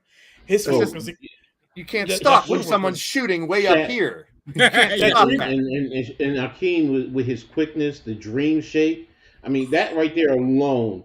That is the most deadliest move, and it's going to get in. It doesn't matter how big you are, how athletic you are. He just fakes you out, and he gets you moved, and it's just. Plus, back then, there wasn't as many 7-footers that there are today. So he was shooting over everybody. There was a handful of 7-footers back then. Now, every team has 5 7-footers. But they were all down. David Robinson, Patrick Ewing. But if you watch Shaq. Jumpers, man, a real jumper should be up above your head at the height of your jumper. And it's all wrist. I mean, when I was taught a jumper, a lot of these guys that shoot from the front of their face, a lot of these guys, if you go back to the Jordans and the LeBrons and the Kobes, what did they do as they got older? That fadeaway, which you can't stop because they're shooting from so far back, and it's up over you if you're 7 foot or not. So you see those Dirk. fadeaways. Dirk in that fadeaway. The big guys that shoot up here, like Jokic. Like Jokic in the playoffs. He was shooting from way up here. No one's blocking that. I mean, when he made that three and he kind of sorry, Rio. When he like made that threw three and he had to just like throw it up, he was like way above, and you're just like, whoa, that's not it. Went in. Okay, I mean, someone like Webby or Chet, these young guys, they have that benefit. If they can really develop, they're going to shoot jumpers where people cannot rise to that level to block it. And they do have solid, they have pure shots. I mean, because in basketball, there's only 2 unstoppable moves: the sky hook from Kareem and the dream shake from Hakeem. I know Jordan's fadeaway was pretty unstoppable at the end. That would be next 3. His fadeaway became. Those would be top 2. And when he started, any dunk, because he was just going right through. Wait, what are you talking about? I just got back. Or if you can jump out of the gym. Unstoppable shots. The Kareem's hook, dream shake, and then Jordan's fadeaway. Bird's Jordan, 3. Go throw Bird's 3 up there. Bird, oh my God, Bird was just Ray Allen at any part of this. Man. Allen at I've never seen a guy that unathletic dominated basketball. Like he reminds me of Joker. I've seen a video Plumbers about and his electricians, baby. Plumbers and electricians. He was such a shit talker, man. Bird was such a shit talker. Yes. I love the story when he talked elite. Shit talking was elite. I loved when they talked about he was in the 3-point shooter contest and he walked in the room and guys are this, that, this, and that, and he walked in and he just said, "All right, who's competing for number 2?" It's just like, damn. And that's where he won it and walked off right at the end too. Yes. I mean, I know we're talking about Michael Jordan as one of the greatest, but this guy right here, Rex Chapman, when he played for the Heat, he cooked LeBron in a game in '96. Cooked him, told him you can't guard me, and then hit threes in his face. And hardly anyone's ever done that. Stood up to Jordan and then performed on top of it. Now it's only one game. I'm not comparing the two at all, but that's something to brag about. I am proud to be a 76er. Absolutely. Yeah, I mean, not too many people got in Jordan's face back in the day. Hold on. Same thing with Kobe. Same thing with Iverson. Iverson would get in your face. Kobe was a master manipulator because of the way he talked and got into your head. That's what helped his game more than anything. So and being bilingual, being able to speak multiple languages, he was trilingual from the stands. Like, who the hell's he looks back in his coat. Italian, he plays the Spurs back when the Spurs had Ginobili and all those guys. English, Parker. Italian, and French. Yep. He learned French to talk to Tony Parker. Spanish. Right. Spanish because his wife. So 4 languages. Exactly. And Kobe was fluent in them, and it just, but it's just the fact that the way he would talk to you, and that's the thing about being an athlete that I love. It's just, I'm telling you, I learned that as a freshman when a senior taught me, and it was just like, he said, sometimes the way to beat your opponent is to get in their head. Hey, you can beat someone better than you. You can beat someone a lot better than you if you can get into their head. Sometimes it's easy. Not even just sports. When it comes to fighting, because my dad, he taught me how to fight. And he's like, you get your opponent's head. Doesn't matter how big they are. You win the mental battle, it's over.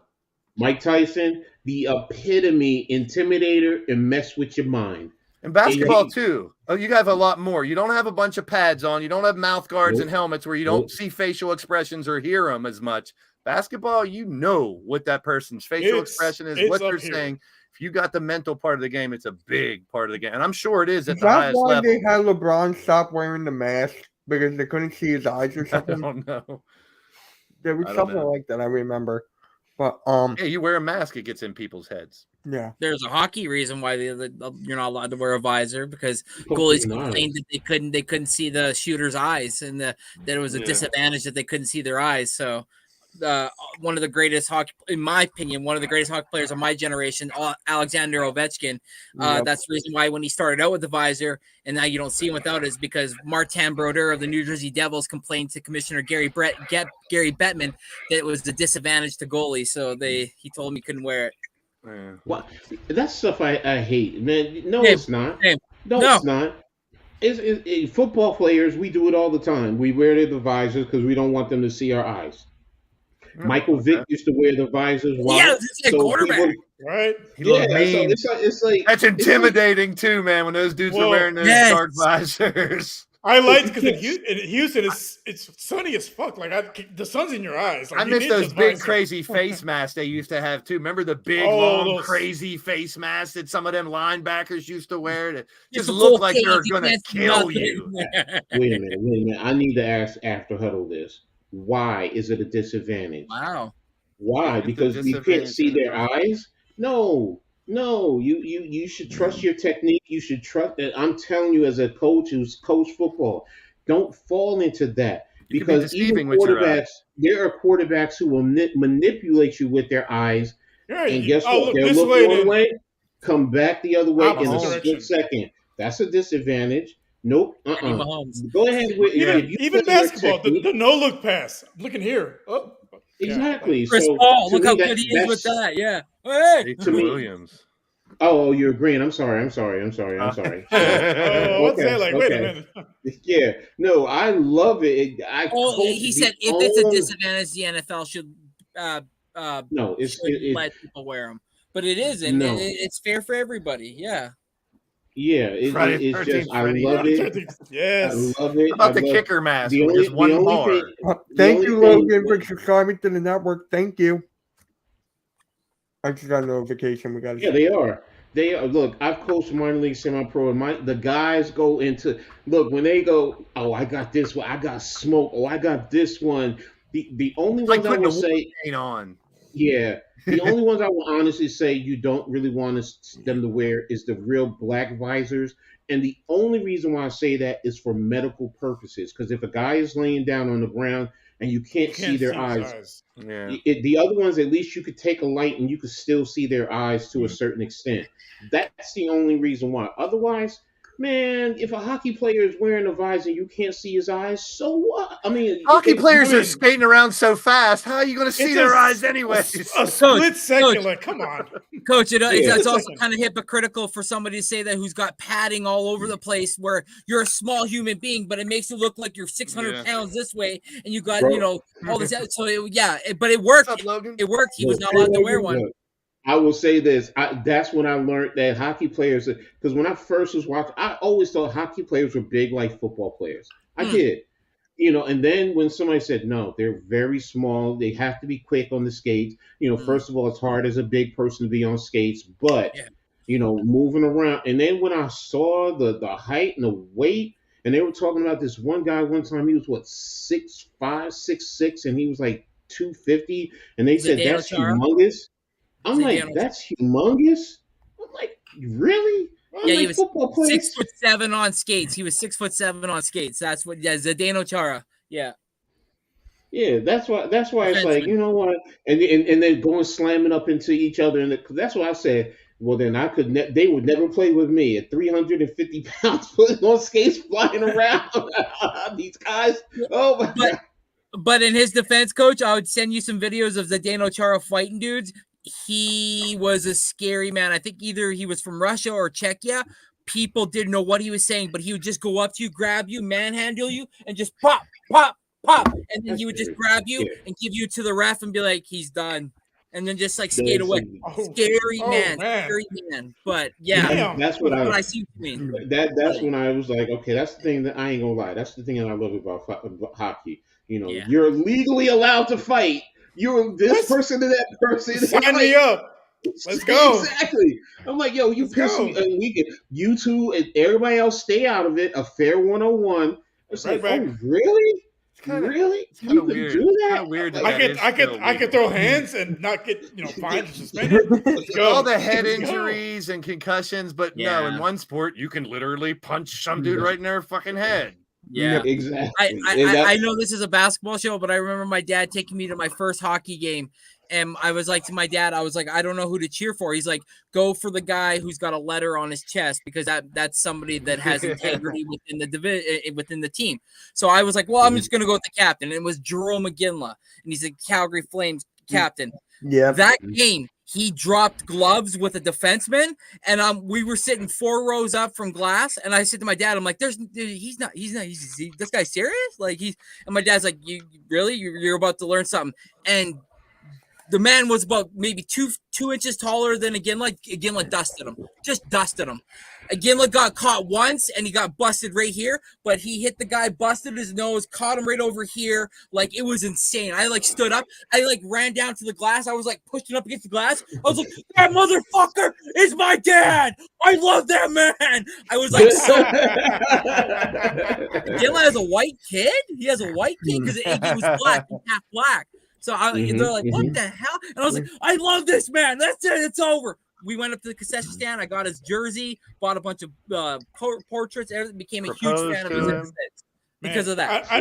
I need hockey in Houston. Hey, my first hockey game was Flyers Penguins, and it was 0-0 time. Yeah. See that's the thing. See, you know what? That's why some people don't like me. They're like, Coach, you can't, as a coach of football, you don't like scoring. I'm like, no. I said, if it's a 3-2 game, I said, realistically, take it back old school. Let it rain, be a lot of mud, dirt, play with perfect. blood. That's perfect. I said, first of all, yes. I'm a big fatty, so I don't like all y'all little pretty skill guys who can juke and whatever. I want you to come right to me so I can lay the wood to you. I can take like those games, crack you right in the neck, and it's not a penalty. You know, if I want to drive you into the ground, I can do that.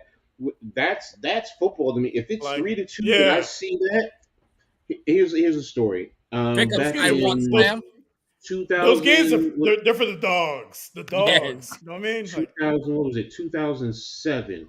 The team I was on, we ended up being able to host the All-Star game for our league. And the day of the game, it was a torrential rain pour, and we had a grass field. And in the middle, because high school youth football, and they had 2 minor league semi-pro teams playing on the field. So, you know, the middle of the field is all dirt. Why the rain came down? It's literally to the top of your calves, and guys were out there sliding in the water, and they were loving it. And after everybody's muddy, you can't see their numbers front and back. Everything is dirty, and then to a man, they said that. I think the game was 7-0, or 6-0. To a man, they all said that was the greatest game they ever played in. They loved the elements. They loved everything, the hitting, the flying all over the place, sliding in the water and in the mud. And kids that were there, they were loving it. They were running up. Oh, can I get your jersey? I want to take your jersey. Look how dirty it is. And now it's like, you know, guys are like, oh, I got to look good. If I look good, I play good. No, man. Man. Hey, in several sports, they say defense wins championships, right? Yes. Yeah. It does. So that's why. I do have a basketball question about 2 guys that just signed really big contracts, and I want you guys' opinion on it. I'm looking here at the highest paid players right now.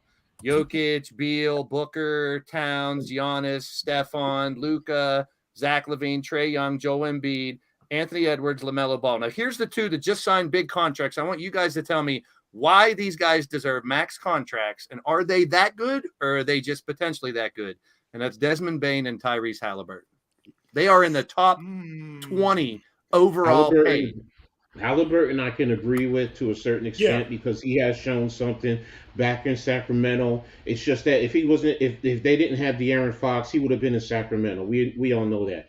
But he's bringing that to Indiana, and I always said the same thing coming out of Iowa State. I said that's who I wanted the Knicks to draft. That's really who I wanted the Knicks to draft and get, because he is just. We talked about a dog. And he can score. He can do everything. $200 million though, 40 a year. Hey, he has that DAWG, you know, like he's going to be a perennial all-star. Now you talked about the money. The money, but that's just like in the NFL with the quarterback market. That's the market. So if they're in that range, then you pay them what the market dictates. So I don't have an issue with that. Bane, you have a valid point, because I've never thought of him as that elite. You know, I mean, I did not sit down and dissect Memphis, but when I think about money like that, I think about Ja Morant. You want to say Morant? John Zion and them are after these guys. These are literally number 9 and 10 tied for 11th, basically, overall paid in the NBA. Now, in this flip side, what's going to happen? Give it 2 years and talk to me. That's give it 2 years. Okay. Give it because that's where the market is going. So and the new CBA wants you to pay your players that kind of money because it keeps them there. So that's why the NBA is flush with that kind of money. That's just the reality of it. They got the same contract that Anthony Edwards got as a max deal. I just see Anthony Edwards here. I see the other two possibility, but not there yet. That's the only reason I brought it up. I'm not saying they suck. I just don't think they're super elite yet. No, I think Halliburton he's going to get to that level because now he has the opportunity to, because now it's his team at this point. Buy Halliburton rookie cards. I'm right now. Buy his rookie cards. He's going to be the man in Indy. Remember what Halliburton said when they traded for Obi. He loved it, and it's going to help him because number one, Obi with the move and easy alley oops. That's going to escalate his assists. The point exactly. So it's like and that's. Tyrese was also the assist leader of just before the All-Star break, but after the All-Star break, he took a step back, but he was averaging per game 11.5 assists per game. That was Halliburton on top of the fact that he could shoot it from 3. So it's just you heard those first 10 names I said, and there's no question about that. But I also want to stand up for I also want to stand up for Bane though, because you got to go back and look at his numbers when he broke in the league when he first started in 2020, 2021. He shot 43% from 3. Next year, 43.6% from 3. This year, because of his injuries, it fell back a little bit because those first 2 years, he averaged 68 and 76 games that year. This year, he only averaged 58. He still shot 40%. So he's an average. He's an average 3-point shooter of 42.5%. So he's a guy that you can almost guarantee from the 3-point line. So they paid him before the market started to go almost crazy. So they got ahead of that a little bit, like Coach said before. Look at the contract and look what everybody else is getting. He got 207, I believe, if I'm correct, Blaze. They all have 205.9. 2+. Yeah. So if you look at it over the years and then look, if he in fact actually stays healthy and actually those numbers go up a little bit and he's a 44% 3-point shooter that's making just that. Ooh, what a! And there's like Durant and Clay and Anthony Davis are all like below those guys. That's one reason I brought it up. But now look at Dame. Look at what I think. Isn't he going to be getting like 63 or something like that? Or no, is he in the 50? And next year is going to be 63, I believe. I think this year's like 58. The following year is like 63, 64, somewhere in that range. And that's where now you want to look at the top. That's what I'm looking at. That's what I'm looking at as far as Dame. So if Dame is setting them, or he's set that mark, and that's where you're going to see the elite. Because eventually, I think within 5 years in both the NBA and the NFL, somebody's going to crack 100 million. Wow. So Ben Simmons to get 30 exactly. So think about that. Think of what you just said. Simmons is making 35, and look at his talent. Yep. So it's like no, he signed the contract when people thought he was going to be something else. I agree. Exactly. So and that's the thing. So it's like we look at what they're signing for, but sometimes we got to say, well, what is the market? Yep. Because if that's the market, that will tell you what they really are worth. Because I'm looking at Dame Lillard, so I'm saying I could see Giannis, I could see all the elite going up to getting 50, 60, $70 million within the next couple of years. Wow. So, and that's the Devin Booker makes the most this year. He's the highest paid player this year at $58 million. Okay. So there you go. Entire NBA. So, and that's the thing. So, and what is he making next year too? So, and that's what I'm looking at. So it's like, all right, so you sign these guys for whatever, 208, 205, whatever. So it's like, all right, what's your per year average? And then in comparison to everyone else, where do you fit in the scope of the league? Now, is Bane really in the top 11, top 10, top 12 overall in terms of talent? No. But that's also telling me, I'm looking at it and I'm like, okay, well, the market is going to be pushed up because guys coming after him are going to say, when you go into contract negotiation, well, look at Desmond Bane. Look at what he got. And that's why I don't ever begrudge a player if because what you're doing is you're setting the market, and you're just pushing the market up. And I'm going to say, if I'm a player behind you, go get as much money as you can, because if I know I'm better than you, and my contract comes up right after yours, well, he got this, so I deserve this. Plain we simple. see it in the NFL all the time, Coach. Look, when Jalen Hurts signed his contract, we're like, oh, what's Joe Burrow going to get? Oh, what's Justin Herbert going to get? Everybody's waiting. What they're going to see my Giants. Look at my Giants. Everyone's Daniel Jones. He's worth $40 million. But what does the market say? But it's a little different in the NBA because we're more positionless. I know. We got those guards and forwards, but I get where you're coming from. That's a great point. If Desmond Bane can continue shooting like Randy said for the next 3 years, he's one of the best shooters in the game. He's just going to deserve it. He'll earn it. But right now, those two names just stuck out to me, and that pisses me off because the Raptors they whiffed on Bane, and he went right after us. So I'm mad. And if Indiana and Memphis want to keep him, like Coach said, if Indiana and Memphis want to keep those players and the potential is there, they got to pay him that much right now. So I kind of get it. Oh man, he was right there. But then, like you just said, Blaze, you got all the other players on the Grizzlies now sitting there going, "Well, if Bane got that, and if I play my game a little bit better than or close to his, I could get that." He'll have the opportunity to step up. The first 25 games will be a nice test for Desmond Bane without Ja there. Yes, but see, and that's where it's going to help push him, set the team, adding Derrick Rose, adding what's his name from Boston. It's like, okay, because at first I was just like, well, who are they going to get to offset Ja? Guess what they just did? Rose is smart. That's good leadership. Rose is smart, exactly, and it's just like, well, you know what, D Rose, if he has the opportunity, he's not what he was when he first came out. Yeah, he's not coming there to score 30 a game. He's not coming there to play the whole 60 minutes. No, but he can give you a good 15 with maybe 5 to 7 assists. If you get that, and then Marcus Smart is giving you, probably 18, Desmond Bane is that, and then you have Jackson down low. It's like, wow, and they still have Steven Adams. Exactly. So it's like they got a team, and they got a nice little team. They just and when Ja comes back, Ja's gonna be 25. Like they have a guy in there, Santi Aldama. I like that guy a lot. He's gonna be a player to look out for that team this year. Santi Aldama. I like that. And if I was Ja, I'm coming back to prove a point. I am not a clown. I am not a thug. I was dumb last year. I'm going to show you what I can do on the court. And then I was dumb again. But I think with him, he needs the right people around him to point him in the right direction, because I don't think he has that right now. Like, no, he got a bunch of kids, and that's what they've all said. He has it now. Smart and Rose can help. Coaching staff can help. The trainers can help. His family can help. I will say this too, in all fairness, in all seriousness, right? And if y'all haven't seen it, it's the rant by Stephen A. when he talks about the shootings, and what it does. That's who Josh should be talking to, because Stephen A. made a valid point, and I don't mean to go that route, but in terms of the Black community. We always talk about the police or a white person or somebody outside the community shooting a Black person. But Stephen A. made a valid and an excellent point.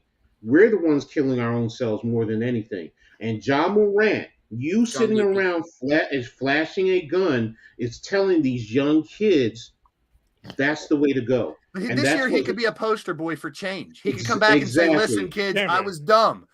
That's not what it should be. Look, I made something in my life. I made a mistake. And he could go around to high schools and kids and different communities and make such a difference now because he has that reach and that power. Point. Kids will listen to someone like Ja, who's already made the mistake.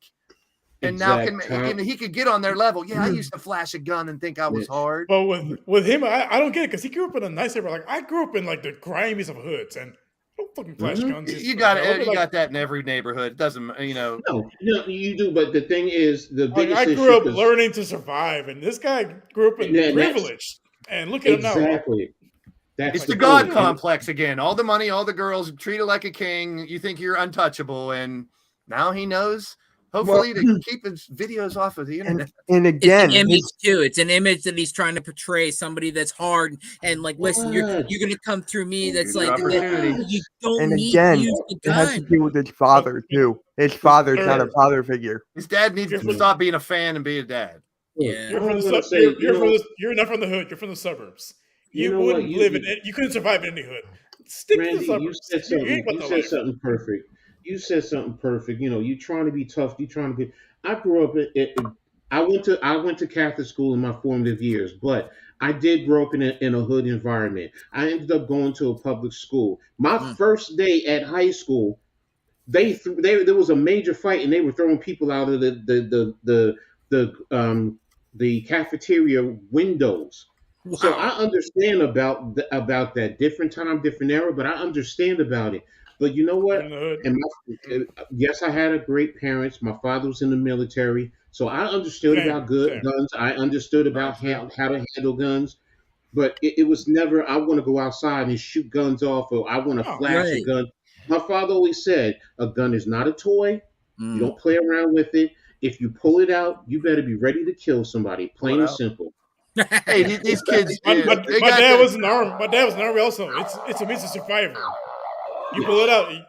Silver platter. They got the Your world. life's in danger. They got the world in their hands. Now do something good with it. Exactly, real. Here's the thing, and we said it the last time, Blaze. You got the money, hire security. You don't even have to carry it. You don't have to. For what? You know how badass you look when you got 12 security guards? That's badass enough, bro.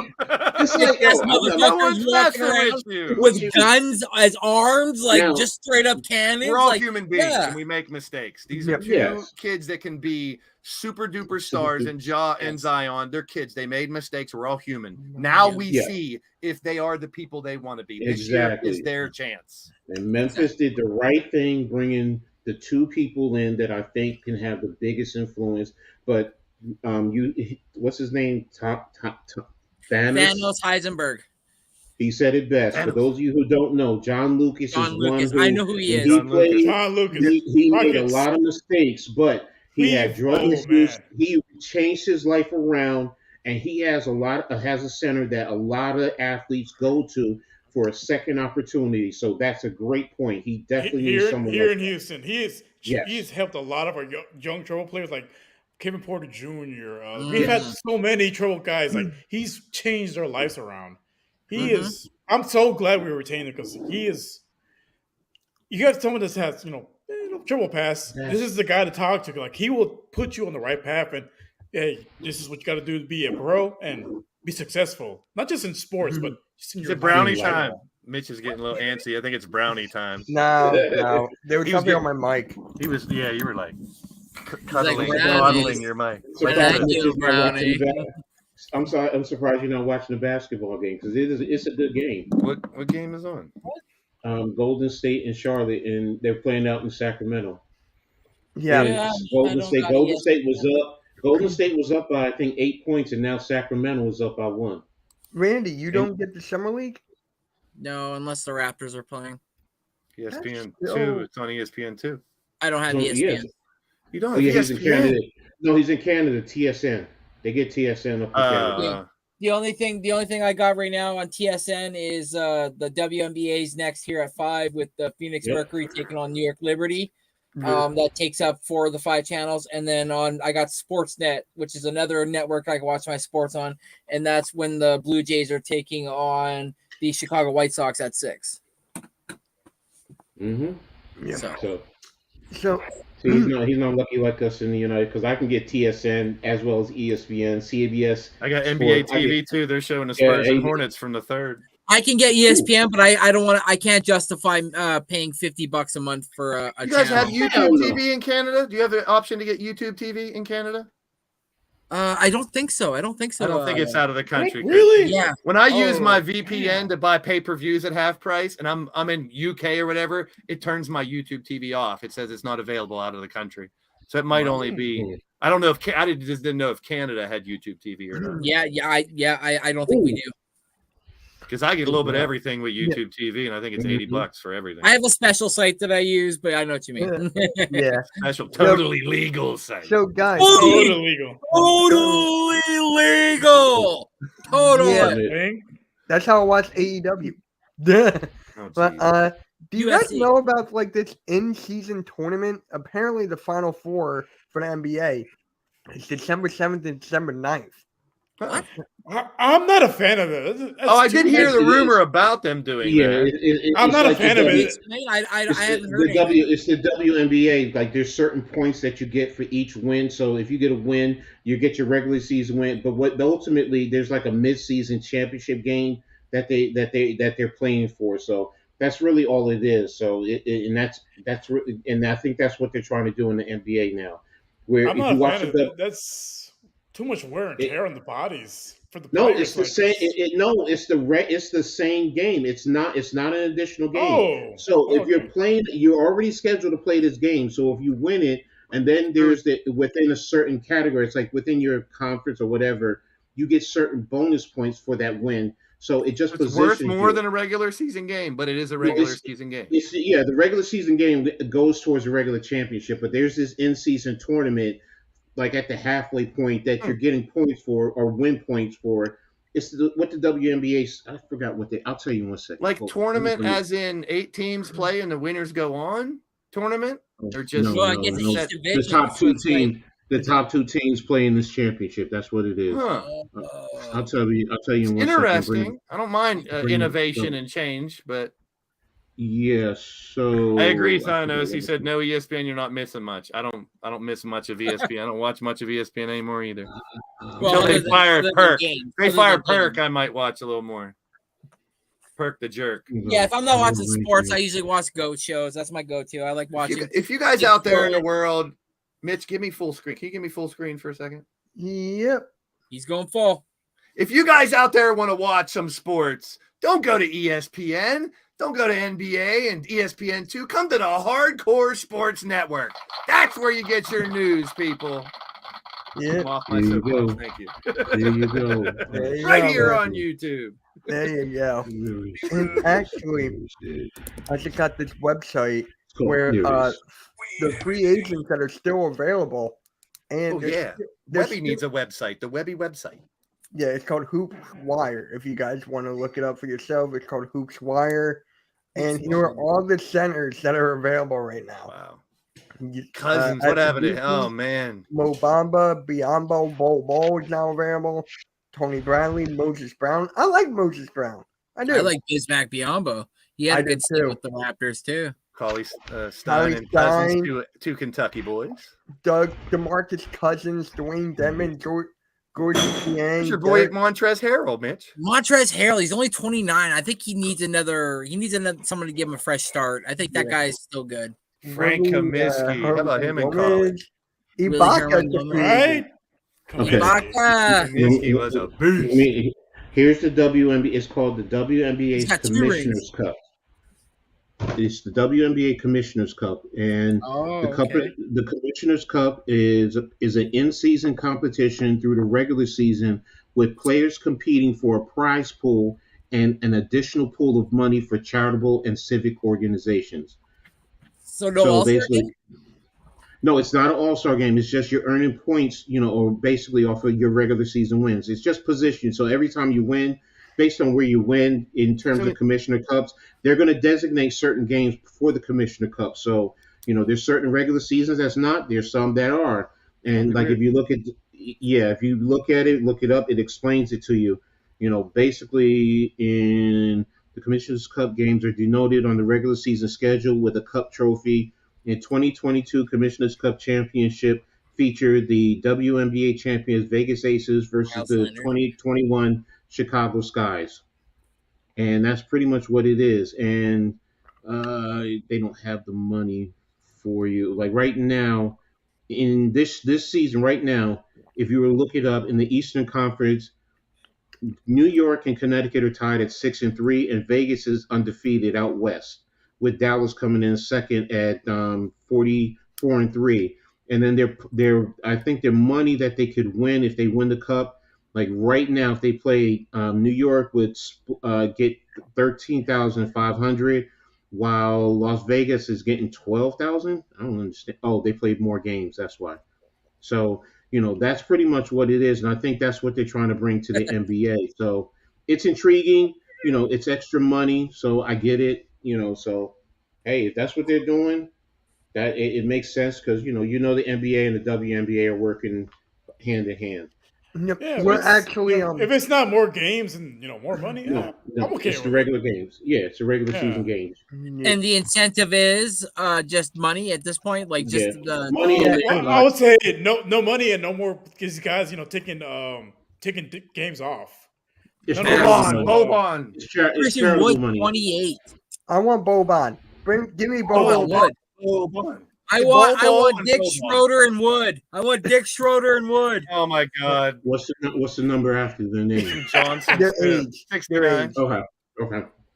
I didn't know Boban was that old. I didn't know he was. Yeah, he's an old. I didn't know he was that old either. So for power forwards, you got. I'm telling you, you don't want Wood. Where's the point guard? Wood is he thinks he's so many teams a Hall of Famer, and he's rotational player at best. Hey, coach, you can get RT Diacono back. There's another. Dragic doesn't want to play with Toronto. They said the Knicks were talking. They were talking about the Knicks possibly going after Grant Williams from Boston in a signing trade, or signing what's his name, Blake Griffin outright. Didn't Aaron Holiday sign with someone? No, that was his brother. Justin. Okay. Hey, I want Mac McClung back. Me too. I want him. He's a great role player for I want Frank I can't say that name, the last name. I actually like him. He played pretty well for the Mavs. Scottie Pippen Jr. Ish Smith. Scottie got a ring down there. Tries to retire. Kemba Walker. Him and John Wall were so great coming out of college. Oh man, Kemba and John Wall. Boys. The Kentucky boys. Hey, it's Sixers legend, Blade. Raul Neto is not bad either. He's not a bad point guard. No, he was bad for us. George Hill. Not bad now. We need wings. Terrence Ross, baby. Go to wings. Rivers up there. Raptors slam dunk champion. Let's go. Giannis's brother is available. I don't want Thanasis. I do not want Thanasis. I like Kevin Knox, another Kentucky boy. I like Wesley Matthews, but he's I like Kelly 37. Oubre. I like Kevin Knox was already with us, so Wes Matthews was already with us. DJ Warren. Eugene? How do they have him at a he was a power forward with Rutgers in Oregon. How is he a wing? Who? Wow. Like we've Eugene discussed. Omaruri. Point guards play guards and forwards play centers, and centers play forward. Wings though, oh my God, he disappeared big time. Blake, it's Eugene. Remember Eugene? Eugene. God, I can't say it. I met him. I met Eugene. Justice Winslow is only 27. I feel like that guy's been in the NBA forever. Wait, Dart Saric. He's on. He just got picked up. Saric. Maurice Harkless. Didn't Saric just get picked up by somebody? Oh, it's kind of Markeith. There's a Johnson to go with your dick and your wood there, Randy.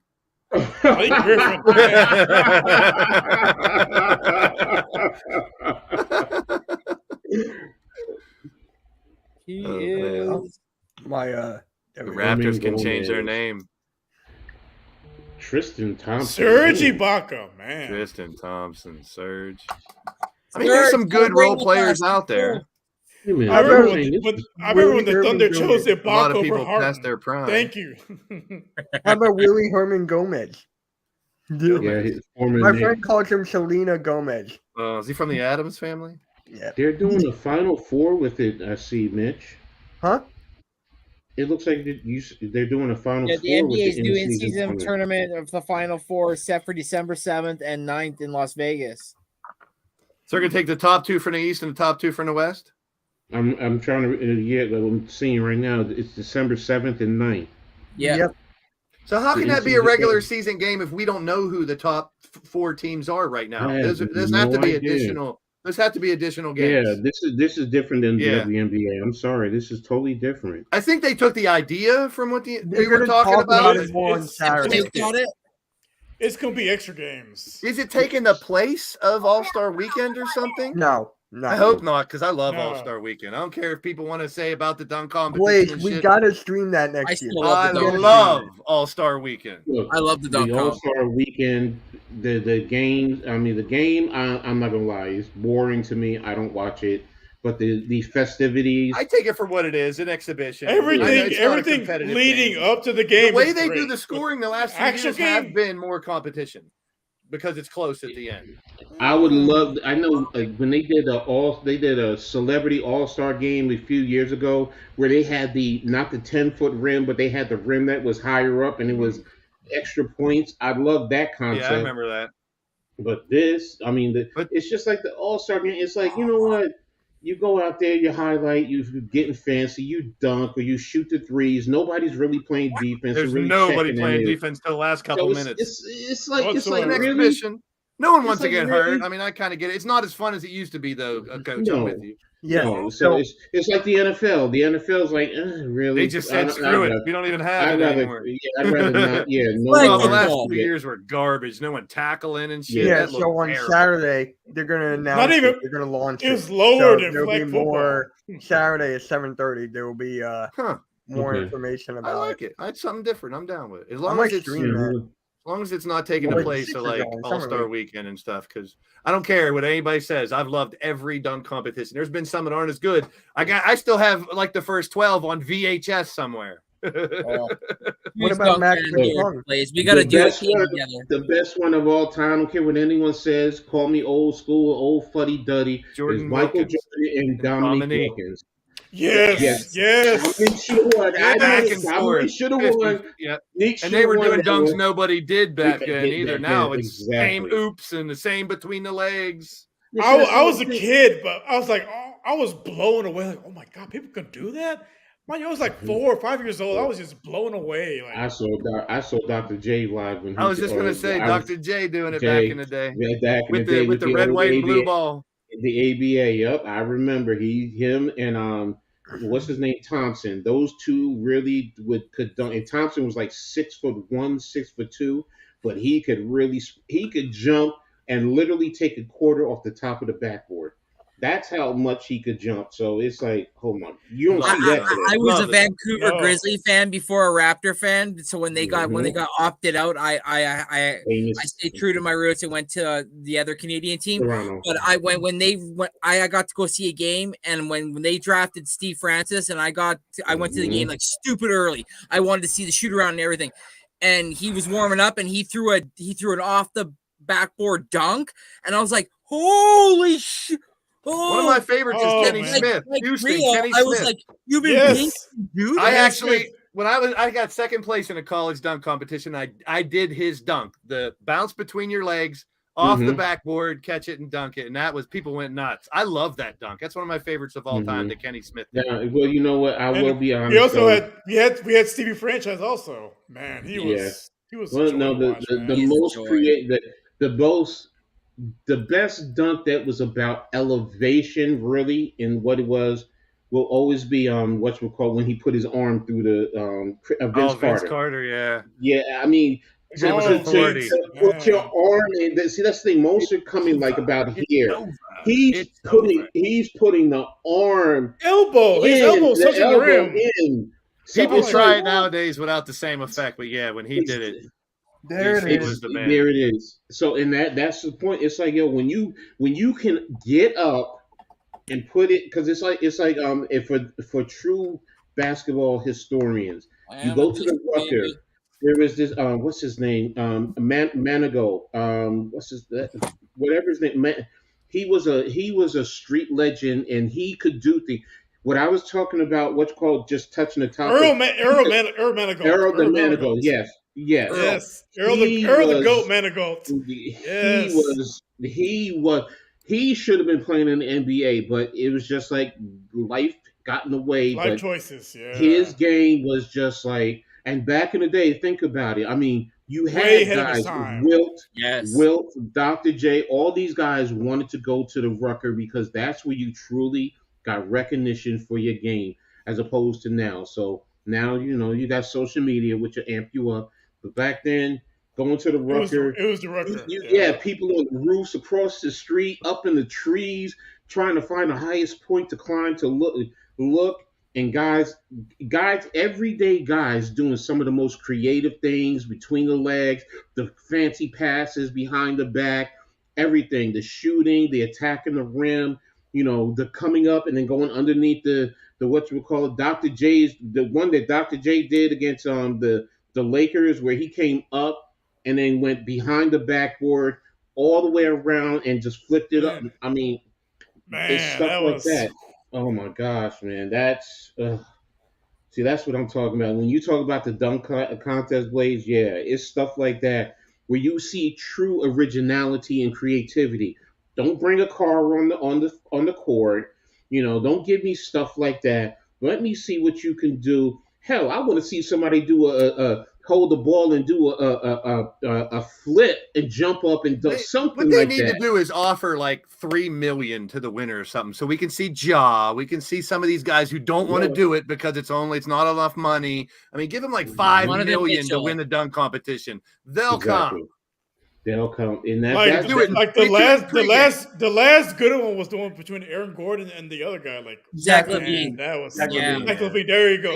That was a dunk contest. Yes. Like, that was Gordon got robbed. creativity. In my opinion, Gordon got robbed. Rex Chapman got robbed back in the day too. But you got like Nate Robinson winning a couple, Jason Richardson winning a couple. They're good players. Zach Levine winning a couple. But all the big names don't get in anymore. LeBron, you've been in the league for 20-some years and you've never been in a dunk competition. You're robbing the fans. That's what I'm saying. I forgot the other great one back in the days was Neek versus Spud Webb. Spud Webb. See the Spuds and the D Browns and the smaller guys. Spud Webb is 5'7", bro. Like he's 5'7". Yeah, and he won a dunk contest. Kenny Skywalker. As a Knicks fan, it was just like, yeah, Kenny, you could jump, but power dunking. Yeah, but it's like Larry Nance. I mean, Larry Nance is 6'11". Come on, man. Come on. It's just no disrespect. Terrence Stansberry. I'll throw a name like Terrence Stansberry at you. D. Walker was a good one. The no look dunk. That was creative. Yeah. Jason Richardson when he was. Now I'm getting hyped about the dunk competition. It's not till February. Or Isaiah Ryder, I forgot what he called it, but J.R. Ryder, Jordan. Yes. Yeah, Michael Jordan. Harold Miner. I'm sorry, Harold Miner. Man, wait. You guys take me back, man. Michael Jordan, though, when he came down baseline and he comes into the lane and he rocks the baby and comes that up. Oh my God! How iconic and simple was the lean? How iconic was the lean? He started the lean dunks, and then all these other guys started doing lean dunks. See, the one name I'd never remember. He just hung in the air, and then Fred Jones. I'd never remember that won a dunk competition. Fred Jones won one, and Jeremy Evans won one, and Diallo won one. Those are the three. It's like, but yeah, there's years that it wasn't as good, but I just love the dunk competition. Yeah, Coach. When I saw that dunk by Jordan, I literally went in my backyard and I tried to replicate it and I rolled my ankle. I'm like, I'm 400 pounds. I'm 5'8". I can't jump. Why are you trying to do this? I saw it. It inspired me. I'm like, I can fucking do this. Use the nerve hoop, man. I'm falling into the garage. My dad's complaining in the garage doors right now. And you look at it. That's not humanly possible. Like he's just the nerve hoop. Yes. See, look, back in the day, Randy, you talking about you dumping. Look, I mean, I'm 6'2", and 280 to 300, and back then I could do the Dominique power dunk. I could easily come down the baseline, slam it down, bring it up behind the back, and because I could jump. But as I got older, no. But then, I could do that, and everyone said the same thing. I'm like, but that's the only thing I can really do, man. I can't. I'm not a basketball player. We used to drive around and find like the junior high that had the lower hoops, and it just go off on that. An 8-foot rim, man. Yes, the 8-footers. That's it. You always got to find that one junior high or something, or elementary school that had a real low hoop, and we just tore it up back in the day. Prime Jordan jumped in the 3-point line. Oh yeah, we had the nets that you could actually like pull off the wall and like lower them down to like almost as low as like 6 feet, and they would never do it because they were worried people would try to like dunk on them and hang on them and stuff, and they weren't really built for that. So the last day of the year, the teacher's like, we'll lower them to 6 foot. And I'm like, are you telling me as a white boy I have a chance? You know how many times I got stuffed by the fucking rim every time I was going yeah. When I lived in Indiana, they had literally hang there and fall down. Like so many people There was laugh. an indoor basketball place when I lived in the middle of Indiana. It's called USA Hoops. And they literally had retractable hoops on both ends, which you could move down and play full court games on. Oh, did I destroy people in those games? It was so much fun. See that's why my shoulder's bad. I got bad discs in my back. My feet are, exactly. So I'm 6'1", but I before I tore my ACL, I had a 42-inch vertical. Oh, I was talking to everybody. After I tore the ACL, oh yeah. I love me some Sophie Cunningham. If you ever see look up Sophie Cunningham, you'll see why I love her. So it's just, and she got game though. She has game though. Play for everyone's looking. Yeah, look up Sophie Cunningham. Yeah, you'll see why. You'll see why. Wait, I need to see his reaction. I wish she was on the Liberty. I wish she was on the Liberty. Ooh, making me think of an old song called Hawaiian Sophie. I don't know if you remember that song way back in the day. An old rap song by a guy named Jazz, who ended up being his friend was a guy who you know as Jay-Z. Oh, I see her now. It's on. So Hawaiian Sophie, the guy's name was Jazz, and his sidekick was a guy named Jay-Z. Okay. Yeah. So with that being said, guys, we got into rap, NBA, WNBA, we got into NFL, everything today. NFL, hockey, WNBA, NBA. hockey. It was a great podcast, man. I want to appreciate everyone who came in. Shout out to Randy, Rios, Coach Ed, Blaze Radio. Thank you all for coming on. It was remember, call me Blaze. Drop the D. You guys are my friends. Gotcha. Thank you, Mitch. All right, so if you guys have anything to say, now's your time. Rios, you got anything to say, or? So after looking at Sophie Cunningham, I'm in love. See, it's just I'm moving now. You hear that, people? The place is for sale. It is. Please buy it. All right. Coach, you got anything to say before we head on out? Just ready for a good, exciting season, and I know a lot of you guys are going to enjoy Summer League. I'm not, because the Knicks got crap players out there, so but there might be a gem in there, man. I'm still going to watch and I'm looking forward to it because I look at rookies. I want to see A-Man and Cam like they. I still can't believe you got Cam. I was on the draft stream. I'm like, how is Cam falling? Insane. Our three of the future. That's our three. Yeah, and you got Dylan Brooks. Good luck too. with Fred VanVleet. What's the best for you? Yeah. Blaze, you got anything? We need him. We need. I can't wait for the dunk competition. This little tournament in the middle of the year. The summer league coming up. Next week's podcast, 1 week from today. You guys don't miss it. Wednesday at 5, same time. Yep. And Randy, me and you will be back here tomorrow for the Philly to the North. So what is up, Randy? You got anything to say here? No, man, just Philly to the North. Look forward to that, and then you'll see me again on Friday for the Gridiron Gazette, and just check out his shorts. Check out his shorts. Check out my shorts. Don't eat them, but check out my shorts. Check out his and then you'll see me later on tonight at 9:00 for the Sixers and Jazz Summer League game. Oh, sweet. So I will be live for that.